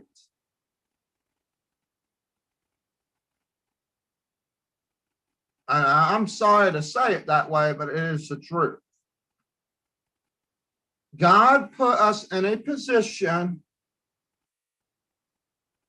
where we can look at the repentance. We can look at where the real problems are. We have already seen the difference between trickle up versus trickle down economics. We know where that reality hit. It's time to take action. Amen. I'm being serious. Now, I know that I sound like I'm preaching like it's the word of God and this and that, but the truth of the matter is, folks, I had to be able to explain somewhere with my mouthpiece how to fix how God sees the fixing of a major problem. Because here's the thing, if we don't fix it, God will. And then, as we already have learned, we have no control when God fixes the problem. So will we be able to listen? Or are we going to allow greed, fear, pride, and everything else lead us into a path of destruction? Because at this point, that's what it would be. If we just continue down that path, folks, I'm serious, where we left off at, because 2020 was the dark road. It was, you had to stop. You had to stop. There's nothing you could do about it. Too many people are worrying about how to make it a dime or whatever. No, what we need to worry about, right? What we need to focus on is how do we focus on the alignment of where God is leading. And for some of us, we're going to be in various different degrees, while some other of us might have found that way. But I will tell you, as far as economics is concerned, we could head down a road of destruction if we plan to stay in the way that we feel comfortable. So I hate to say this, especially with anyone that doesn't like change. Change is either going to happen by somebody that knows how to change and make it happen, or God is going to say, I'll change it for you. But it's not going to be exactly the way that we would want it, which is going to really be, in other words, when you stop something, it doesn't slow down, it halts. Boom, you stop. There is, like, when the internet shuts off, you're not going to see me. Okay? It stopped. The end, done, poof. All right? But then when the internet gets back on, now I can figure out exactly what I need to do to make it better. So what am I trying to say again? The forgiveness of debt is literally the biggest challenge. And I'm not talking about just government. I'm talking about some of us that might be owing owing money, owing a favor, hoping that somebody follows through with some kind of a plan or whatever. You have to forgive and move on. Hear me? Are you hearing me? You have to forgive and move on. Move on doesn't mean that you're letting go. It just means that you're moving on to where God wants you to be next. God has something special. So,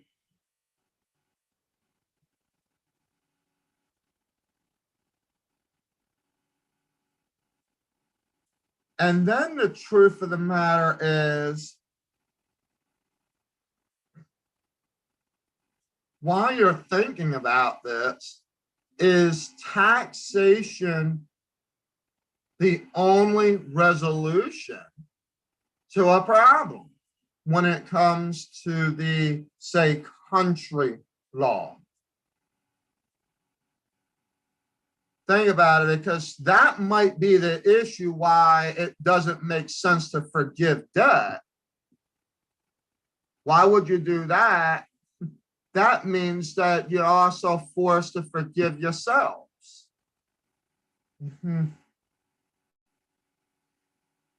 Very strange scenario, isn't it? Indeed.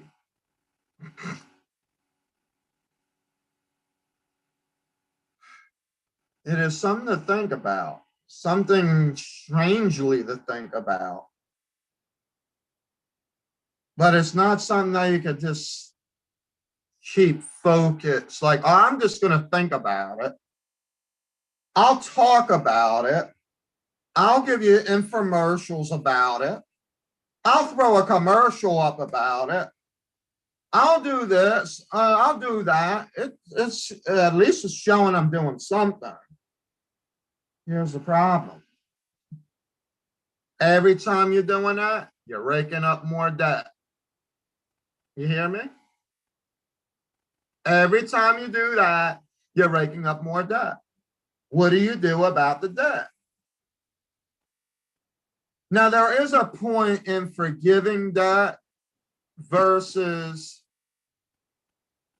see, I have personal debt, but I also have business debt, right?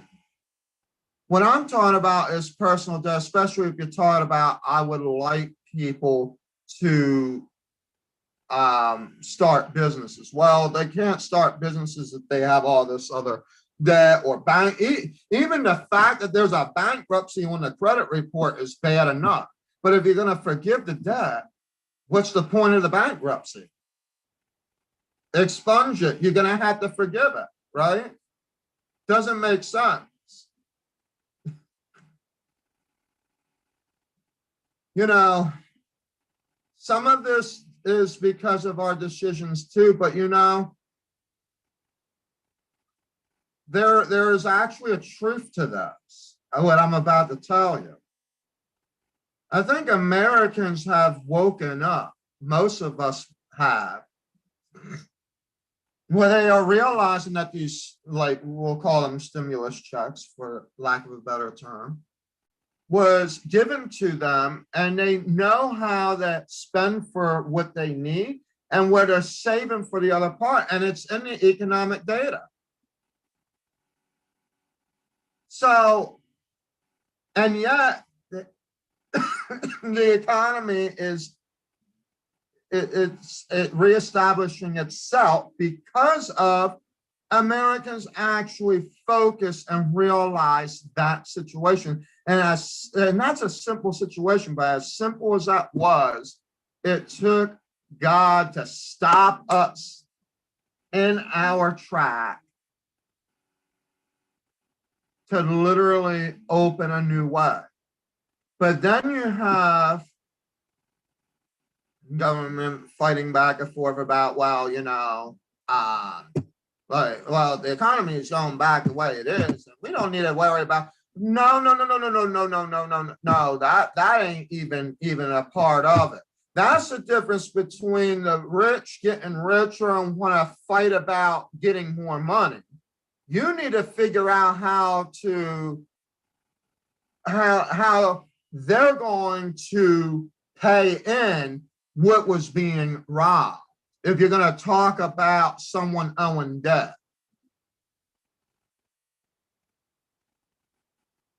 If we're going to be owing debt and you can't forgive that, then you're going to have to forgive that. In that case, there are going to have to be changes in the way things are done, right? So that's basically what I was saying or trying to propose. And I think it only makes sense, but you're going to have those that are like Turtle Boy. Oh my. That's too big of that's a waste of money. Why would it be a waste of money? Because the big business, the more money that you are forgiving, like the more the credit card debt is being forgiven, the more the bankruptcies are being expunged, the more that, all this stuff is happening. I'm not talking about debt where you're on time with, like, okay, if you're actually, I'm talking about forgiving debt. Debt is debt, like you owe money.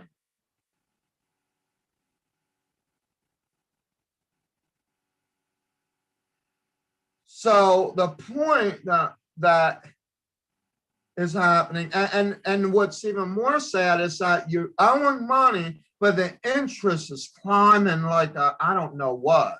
It's way up there. Like there are some students right now that just based off of the pandemic, maybe not so recently since Biden, but under other legislations or whatnot, you would have where the loan one had to be paid for, but interest was allowed to be allocated. Really?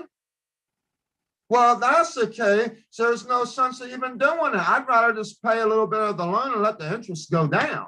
I mean, what does this? And then you don't have the money, so then you're asking for forbearance. So then if you ask for the forbearance and the money is still, the interest is still escalating. So the point that I'm getting at is the interest becomes more than what the loan was. So if you're going to actually forgive debt, you have to wipe away all the interest that's included. Not the actual debt. Not okay, you owe 179,000 minus 50. No, because 179,000 could have been $80,000 worth of interest that a student couldn't get.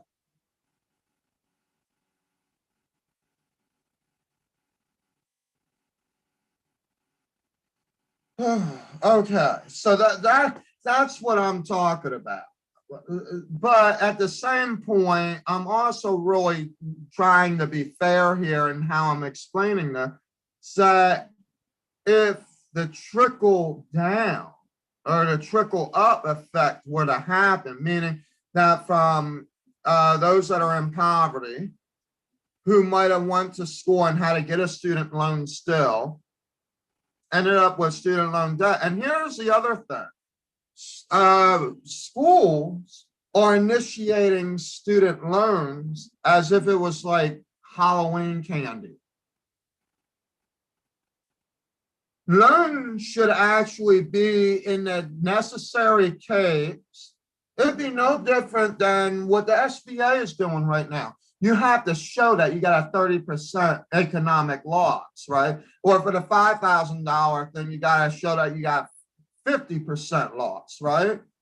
Well, there's some kids that are going to school and they're like, oh, I could get $20,000 for the year and they only need $8,000 worth of the loan. Well, guess what? They put themselves into $12,000 more of debt every year because the school says, oh, it's okay, you can do that.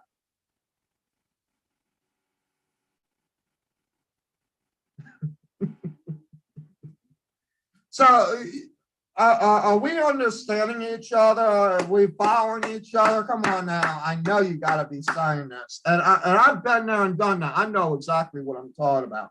I'm one of those that had done that for a year. And I now think back and I'm like, man, I should have never done it. The money looked good. And yet I had nothing to say for myself. And now, guess what? It took me with a silent partner to actually finally get my business blooming, even though that I made that poor decision at that time. It was kind of hard to develop a business too when you have to spend about 80 hours of your time actually studying, because there was all these, you know how college rolls. I mean, if you're taking an associate degree, you're repeating what you learned in high school.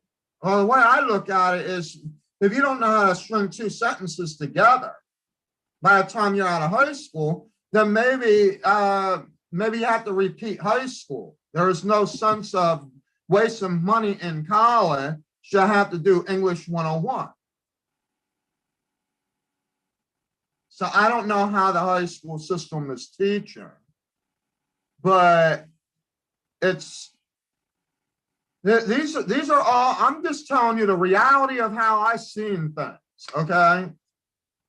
Of how I'm seeing things. Now, if you're seeing something different, that's fine. You can leave me a message at the bottom of the video, and I'll be more than glad to answer in your next video.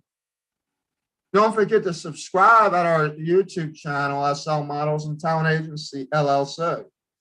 You're probably wondering, what did this last bit here have anything to do with what I brought up in the beginning?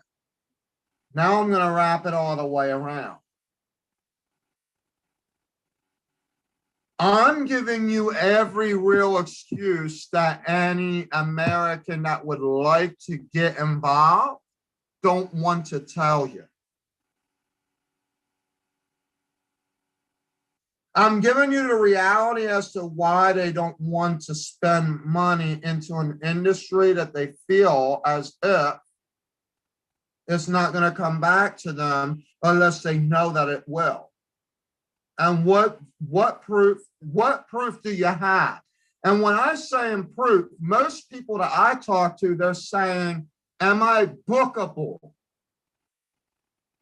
If you're saying no, you need to do the training first, then you have to be upfront and then give them a training contract. Do not sit there and sugarcoat it as a, well, through this, you can do that. No, people are not going to sit around waiting to listen to that garbage. They're just not.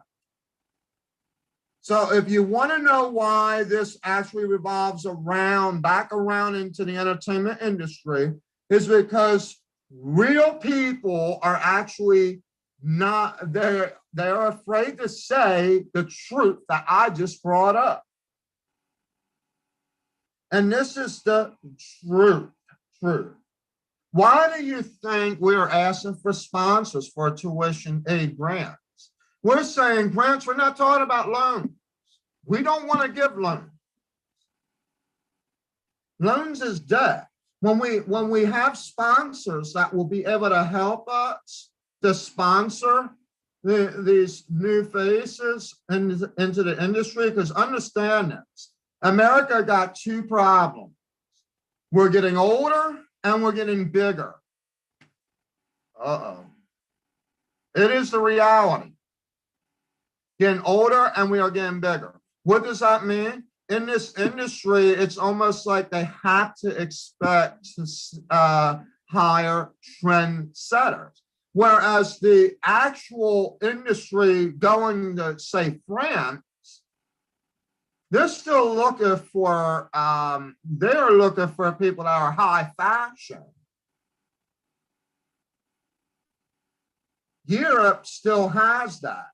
They are healthy. They're living much like in a whole nother level. Don't get me wrong. I'm not putting any judgment where people aren't healthy and all this, but the truth of the matter is we are getting bigger and we're getting older, meaning that all these people that are celebrities, they are going to be celebrities and sooner or later are going to be on a Hall of Fame. Who's going to be taking those spots? That's the real question. Now, I I don't mean to go against the celebrities out there. This is not about that. In fact, I love each and every one of them that are in the industry, but I'm also speaking a real truth. I'm speaking the reality because, those who are on a Hall of Fame, some of them already died off. Some of them don't even know when their last breath was and they died off. You know what I'm talking about. Come on now, if you hearing me. Who's going to take those spots? Or are we just all going to sit here and keep claiming you can be a superstar? The problem is, and this is why SL Models and Talent Agency LLC have decided to start the coaching and consulting services within it, especially for freelancers. Why? Because the thing is that SLMTA actually sees the reality. We're not just sitting here hoping for superstar. So we can see that we see the celebrities that are out there already. We're not trying to say that you could, that you will be, but what we are saying is that who do you think is going to take the place of those superstars that you are seeing out there today? And if you can't answer it, it probably is that you're not there yet. That's just your real answer. If you can't answer it, then you're not there yet. And that's where you need to be with someone like me in the coaching and the consulting piece of it. Now, I'm not saying that I'm a model. I'm nowhere near a model, okay? And I'm not going to sit there and try to say that I can, if I wanted to try it, sure, I could go ahead and try it. If it happens, it happens. So that's not where I'm at in my life. I'm a visionary. I'm not a wannabe. Okay, I don't have the time to want to be something, not yet. I have time to be a visionary, and that's what I'm going to be. So the thing is that I want to be able to share the experiences that I had, share the actual wisdom, not just the knowledge. And knowledge don't actually mean anything. It's the wisdom. It's me actually seeing that what I see out there and letting you know hardcore that this is what it's going to end up being or what it could be. Like my goal, my niche for Astronaut Taliesin, and it could happen, is that he could literally be the next American supermodel. Why? He has that potential to do so. He has that look to do so. And I'm going to put him, I'm going to smash him up on every single press and media that is out there when he gets here. I want the press to actually see it. I want to bring the news. So I want it top notch and straight to the point. No turning, no void. This is it, folks.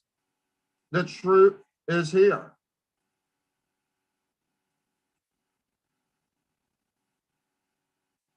Plus, also, he deserves it. There are several people that deserve it. I mean, I'm not saying that the celebrities don't, whatever you may be thinking. Actually, what I am telling you is that the celebrities made it to where they were, where they are, not where they were, but where they are, because of the hard work that they did. But do not turn around and try to make yourself look like you are a celebrity without having the prelim of what a celebrity is. Like, I couldn't say I'm a celebrity award-winning spokesperson if all I did was maybe get one award for being a top YouTube channel spokesperson for the entertainment industry. Now, I'm only making it up. There is no truth to that. But if it was, that doesn't make me a celeb until more people are starting to wonder. They're actually trying to figure out, like, who is this person? And then they start interviewing me. And then more people are actually after it. You have a huge following list. So like what makes a definition of a celebrity versus somebody that's like a pro model?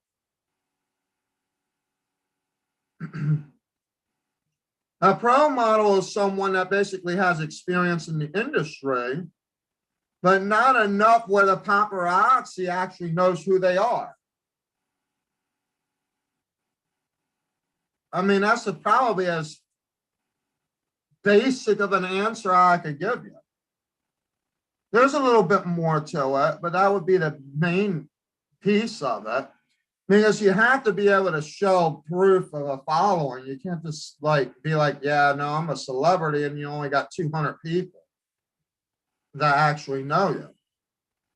Then here's the other thing that I want to say, and this is going to step on some of the celebrities' toes too, but mainly for agencies as well. Sometimes you find yourself in trouble because you're setting your expectations too high. Ooh, wow. What do you mean?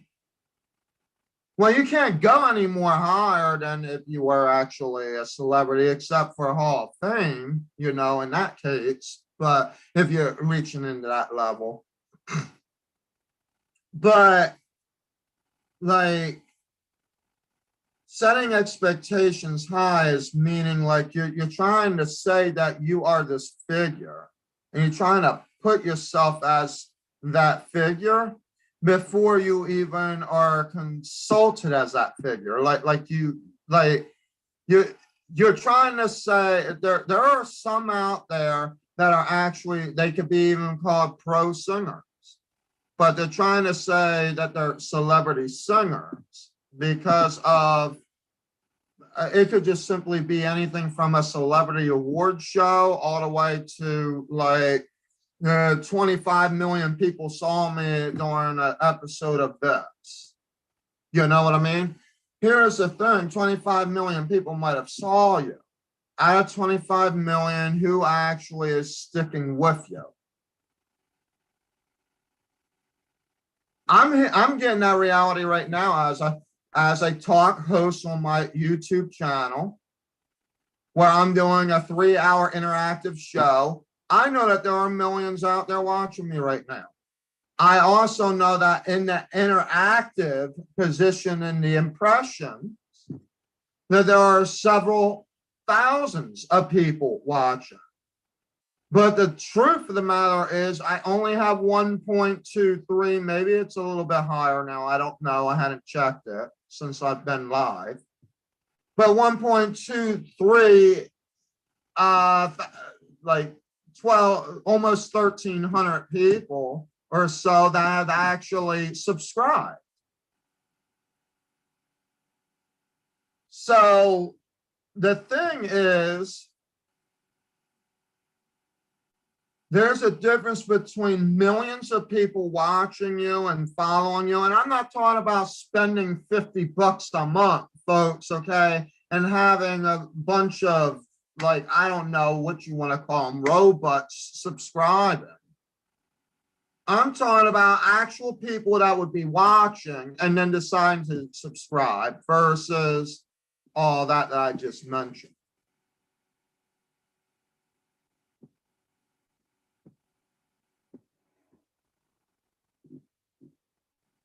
So,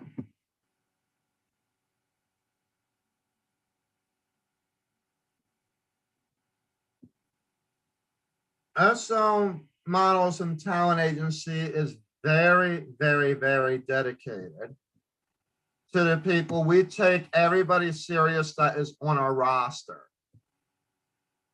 But what we expect is that seriousness to be shown together in alignment.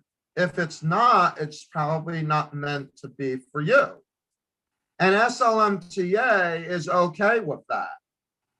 We know the difference between what is okay for you and what is not, versus being desperate and saying, no, you have to do it like this. this? Or why aren't you doing that? Or even using the judgmental excuses of, oh yeah, that even this happens. The judgmental excuse coming from agencies that would say, well, something like not so much taking action, because you want the people to take the action, but just showing that desperation of, we need you, why are you not sticking with us type of reaction. You have to be careful with that, because when you start showing yourself as desperate, you don't actually get anybody. It literally, I'm speaking on the terms of an agency at this point. You have to just roll with it. They don't want to show up, that's on them. It's okay to actually talk about it, and just don't show any desperation. Even if you feel like, man, they had the potential. Because that's all I could do. All I could do is sit here and explain to people that when I see potential, I'm going to ask you out. I'm going to ask you, are you, have you ever been asked to become a model? Have you done modeling? There are some folks out there that look like they are model material that I thought they were actually models, and they wasn't. And I was like, man, why are they not even out there? I've had some say that agencies were wasting their time. Well, I know both sides of the story. I know agencies that will waste people's time, and I also know people that are wasting agencies' time. Usually it's the latter. Why am I saying that? Because agencies are willing to work with you as long as the agency says actually, let me put this to you straight.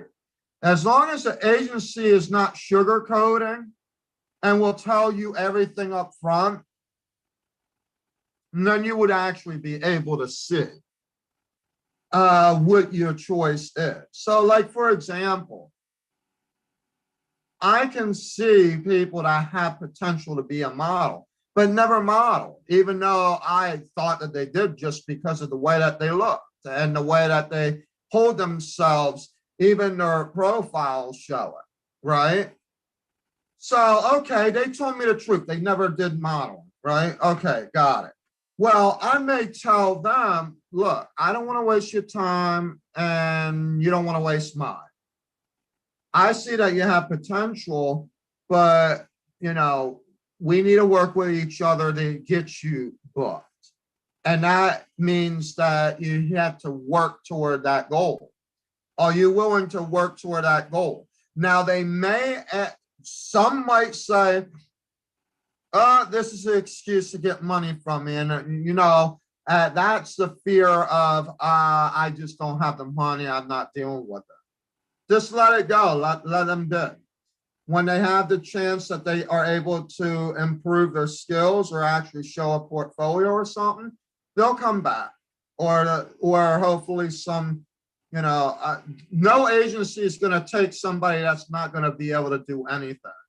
They have to do the work.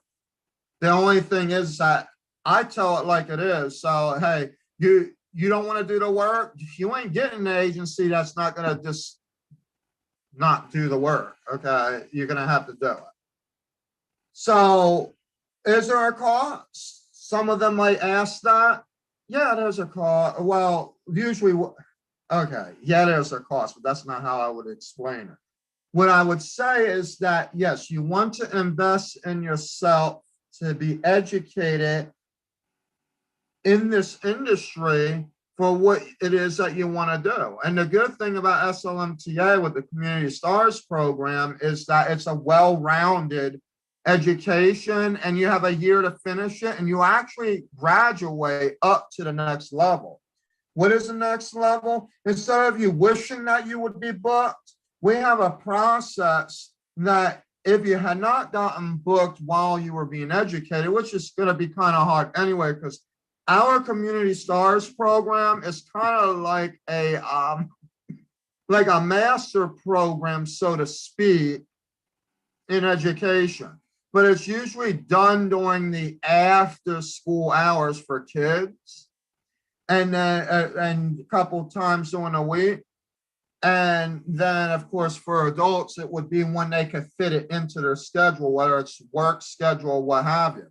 But you still are going to learn the audition techniques. You're still going to have to audition. You're still going to need to know the process of auditioning. You may get a booking, but the booking is going to determine whether or not you have time to even do it, and that it's not going to revolve around your educational experience. So there's going to be a lot of stuff going there, or we would know about the booking and then try to work with you on that schedule. So that way, then it works that way. But regardless, it's a year and it ends with a convention, meaning that you're actually going to a convention. You're not paying no more money out. Everything's already up front. Okay. So you're paying whatever as one set price. It ends with a convention. It starts with a photo shoot, which you're going to be learning right from the beginning what it means to actually be on set, how long you're on set, doing your makeup, everything. Oh yeah. And then actually going to be like, it's like the Miami photo shoot, 10 hours for training for 2 days. That's 20 hours of training within 2 days, just on being on set and knowing poses and doing walks. You're getting exposed with some clients and agencies done during that process. So then it gets even better when you're actually getting the portfolio done, because yes, the goal is that you're actually getting the portfolio done. So for some of you that either need new pictures or some of you that may actually need a portfolio, this $750 is a good investment to get down into Miami, Florida, and be with us for 4 days to get all this straightened out for you. It also includes lodging. What it doesn't include is travel. And that's because some of the people that are already coming or planning to come, they already have their traveling already figured out.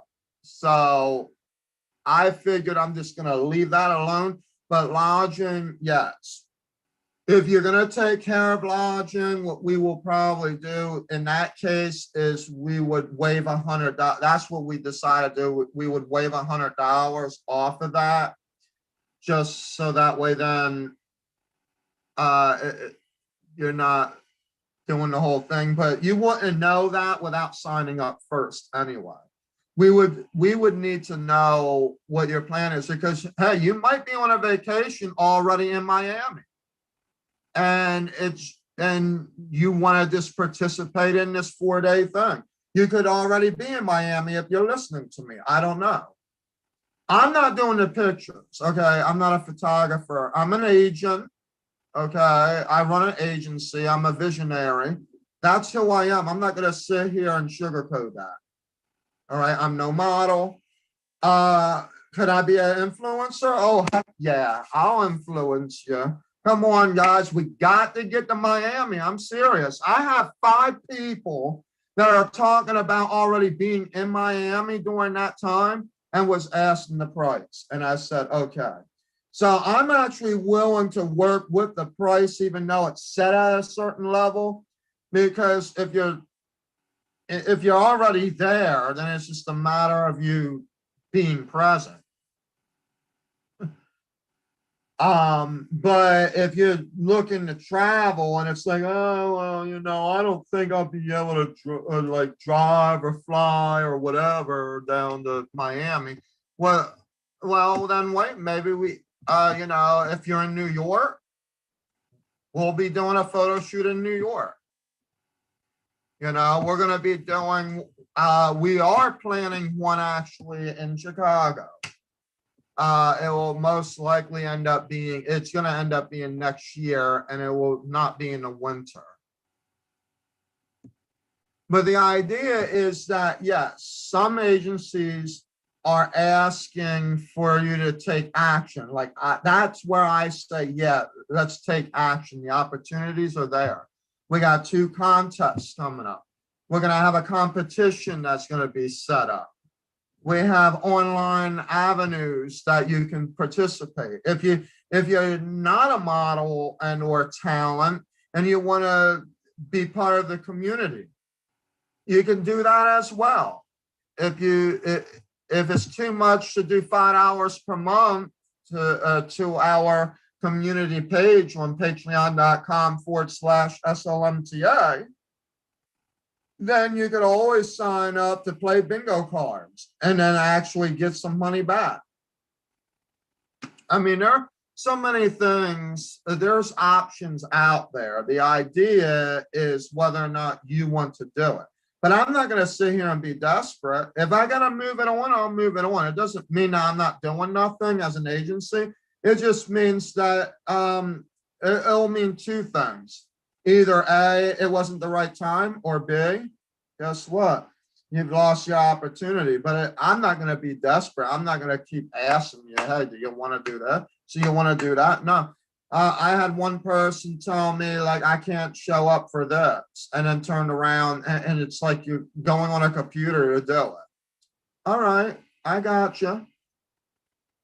I'm still waiting about 48 hours later or so for the reply about like what day and time. But am I gonna sit here and keep messaging like, hello, like, are you, are we going to meet? When are we gonna meet?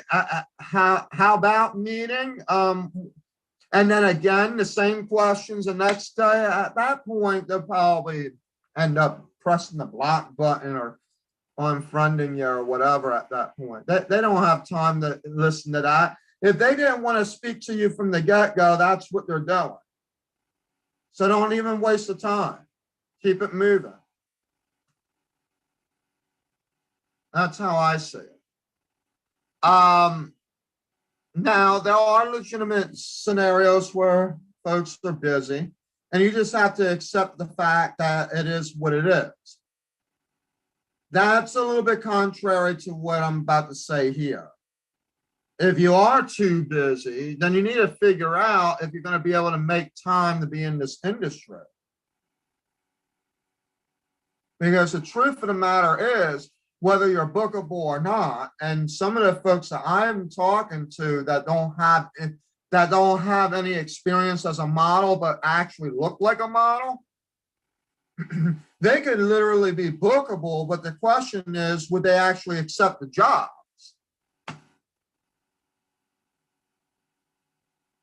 So there's a lot going on. Like that conversation even came up with one of our clients,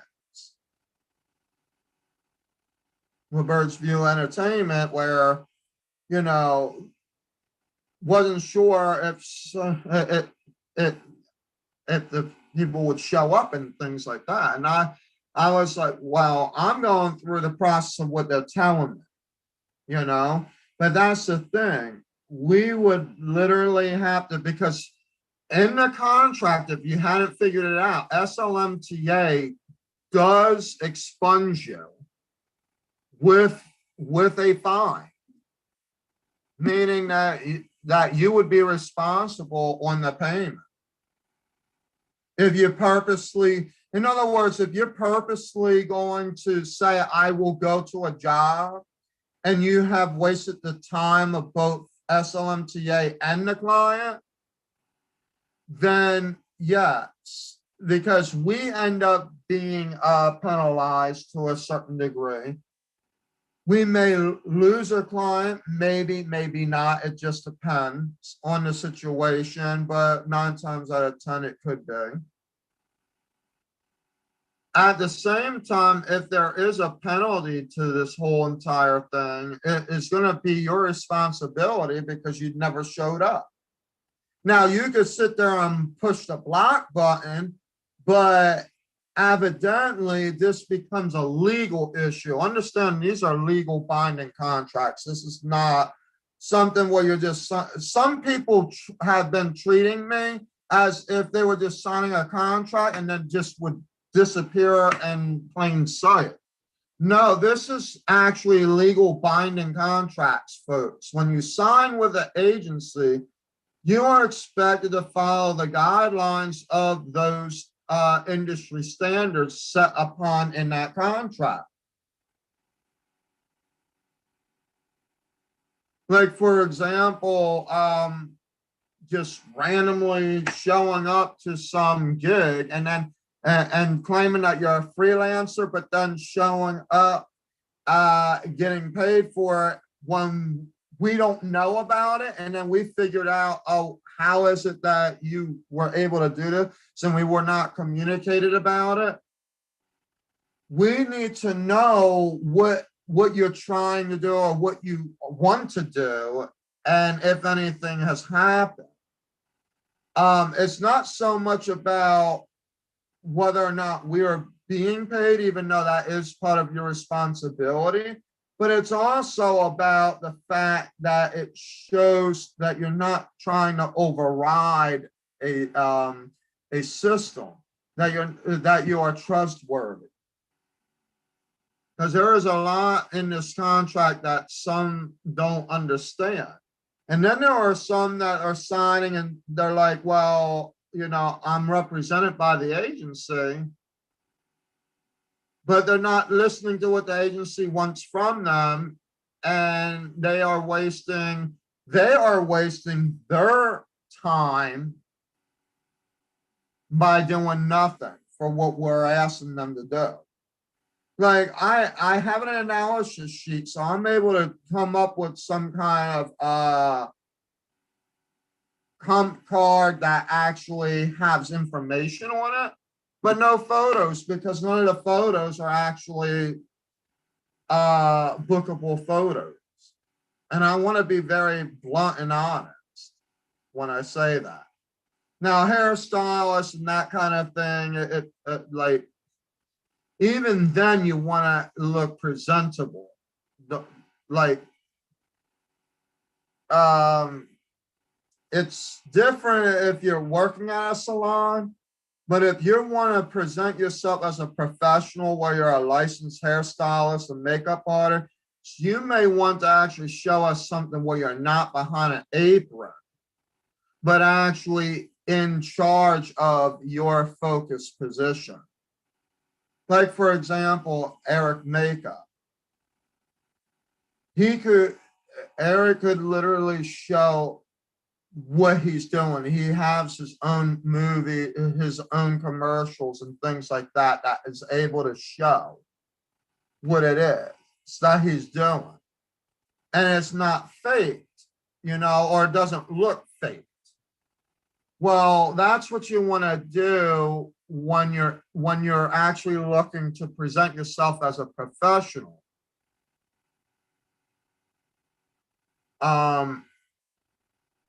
I mean, I'm even working on that with myself. I had to change some of my wardrobe. I've been wearing things that were comfortable because of the pandemic, but we're moving on now from that. So I'm getting dress pants so that I don't look like I just got out of bed, if that makes sense.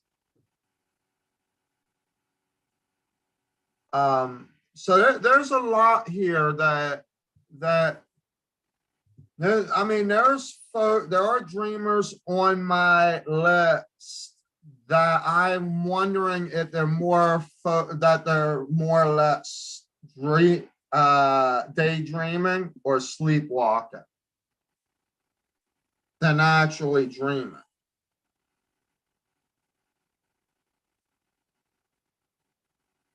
Because some folks will visualize themselves like, oh, I keep hearing like I look good, I could be in this magazine, I could be that, you know what I mean? But then the real question is while I may agree that you could be, what are you doing to get yourself to actually doing it?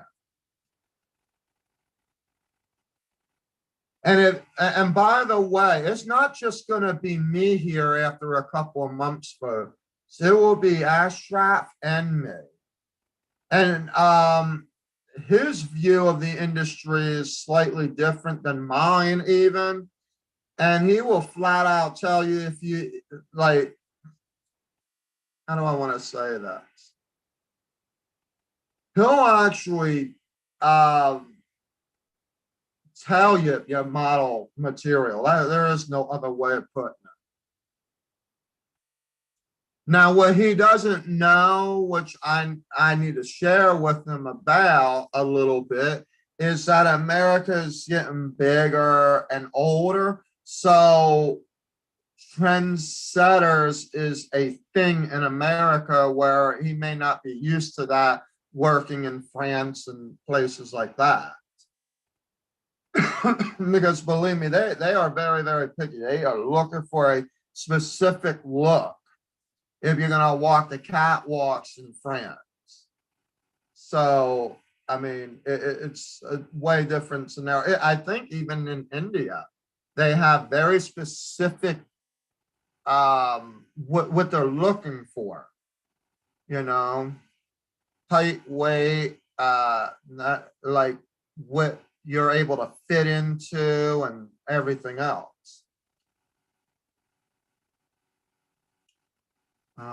But anyway, I figured I'd bring that all to your attention because, you know, there is going to be a piece of SLMTA where we're going to be breaking the reality check on you, and there's going to be a piece of so they're going to be very welcoming to the point that as long as you're willing and able to learn the system, great.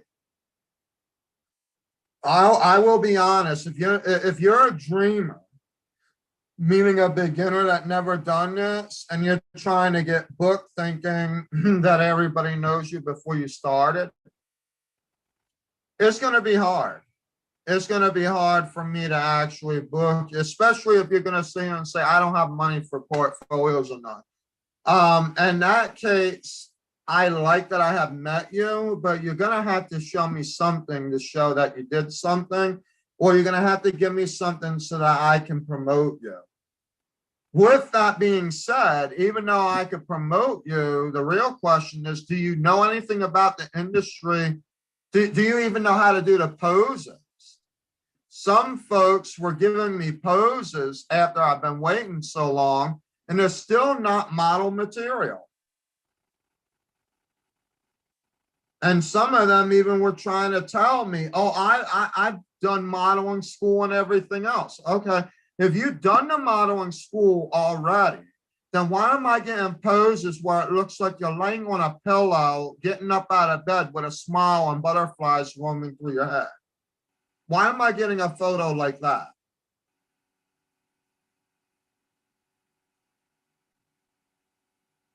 You should be knowing you should be knowing how to pose in a studio, what have you, for your photo shoot.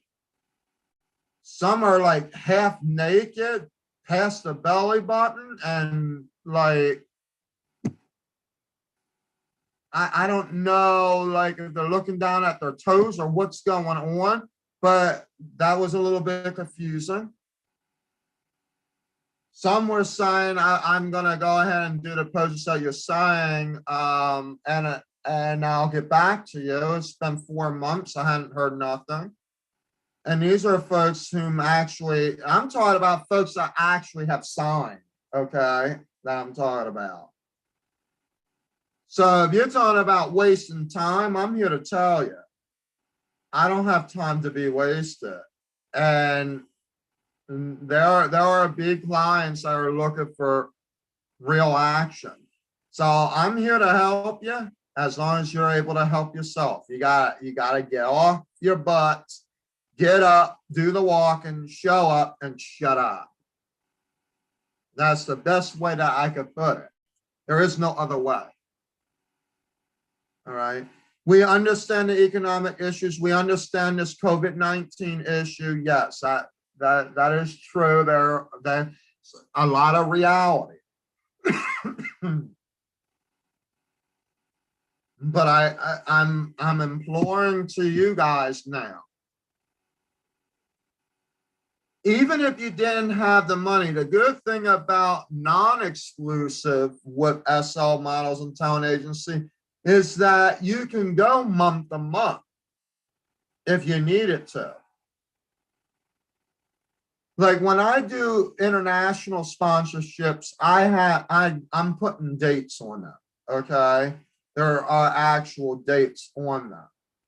But typically, because it does say it in the contract toward the end, especially in the modeling one, that they are yearly contracts. But if you want it non-exclusive, we could have done it month to month. And the thing is, we could have done it based off of when you are actually able to provide us what we need.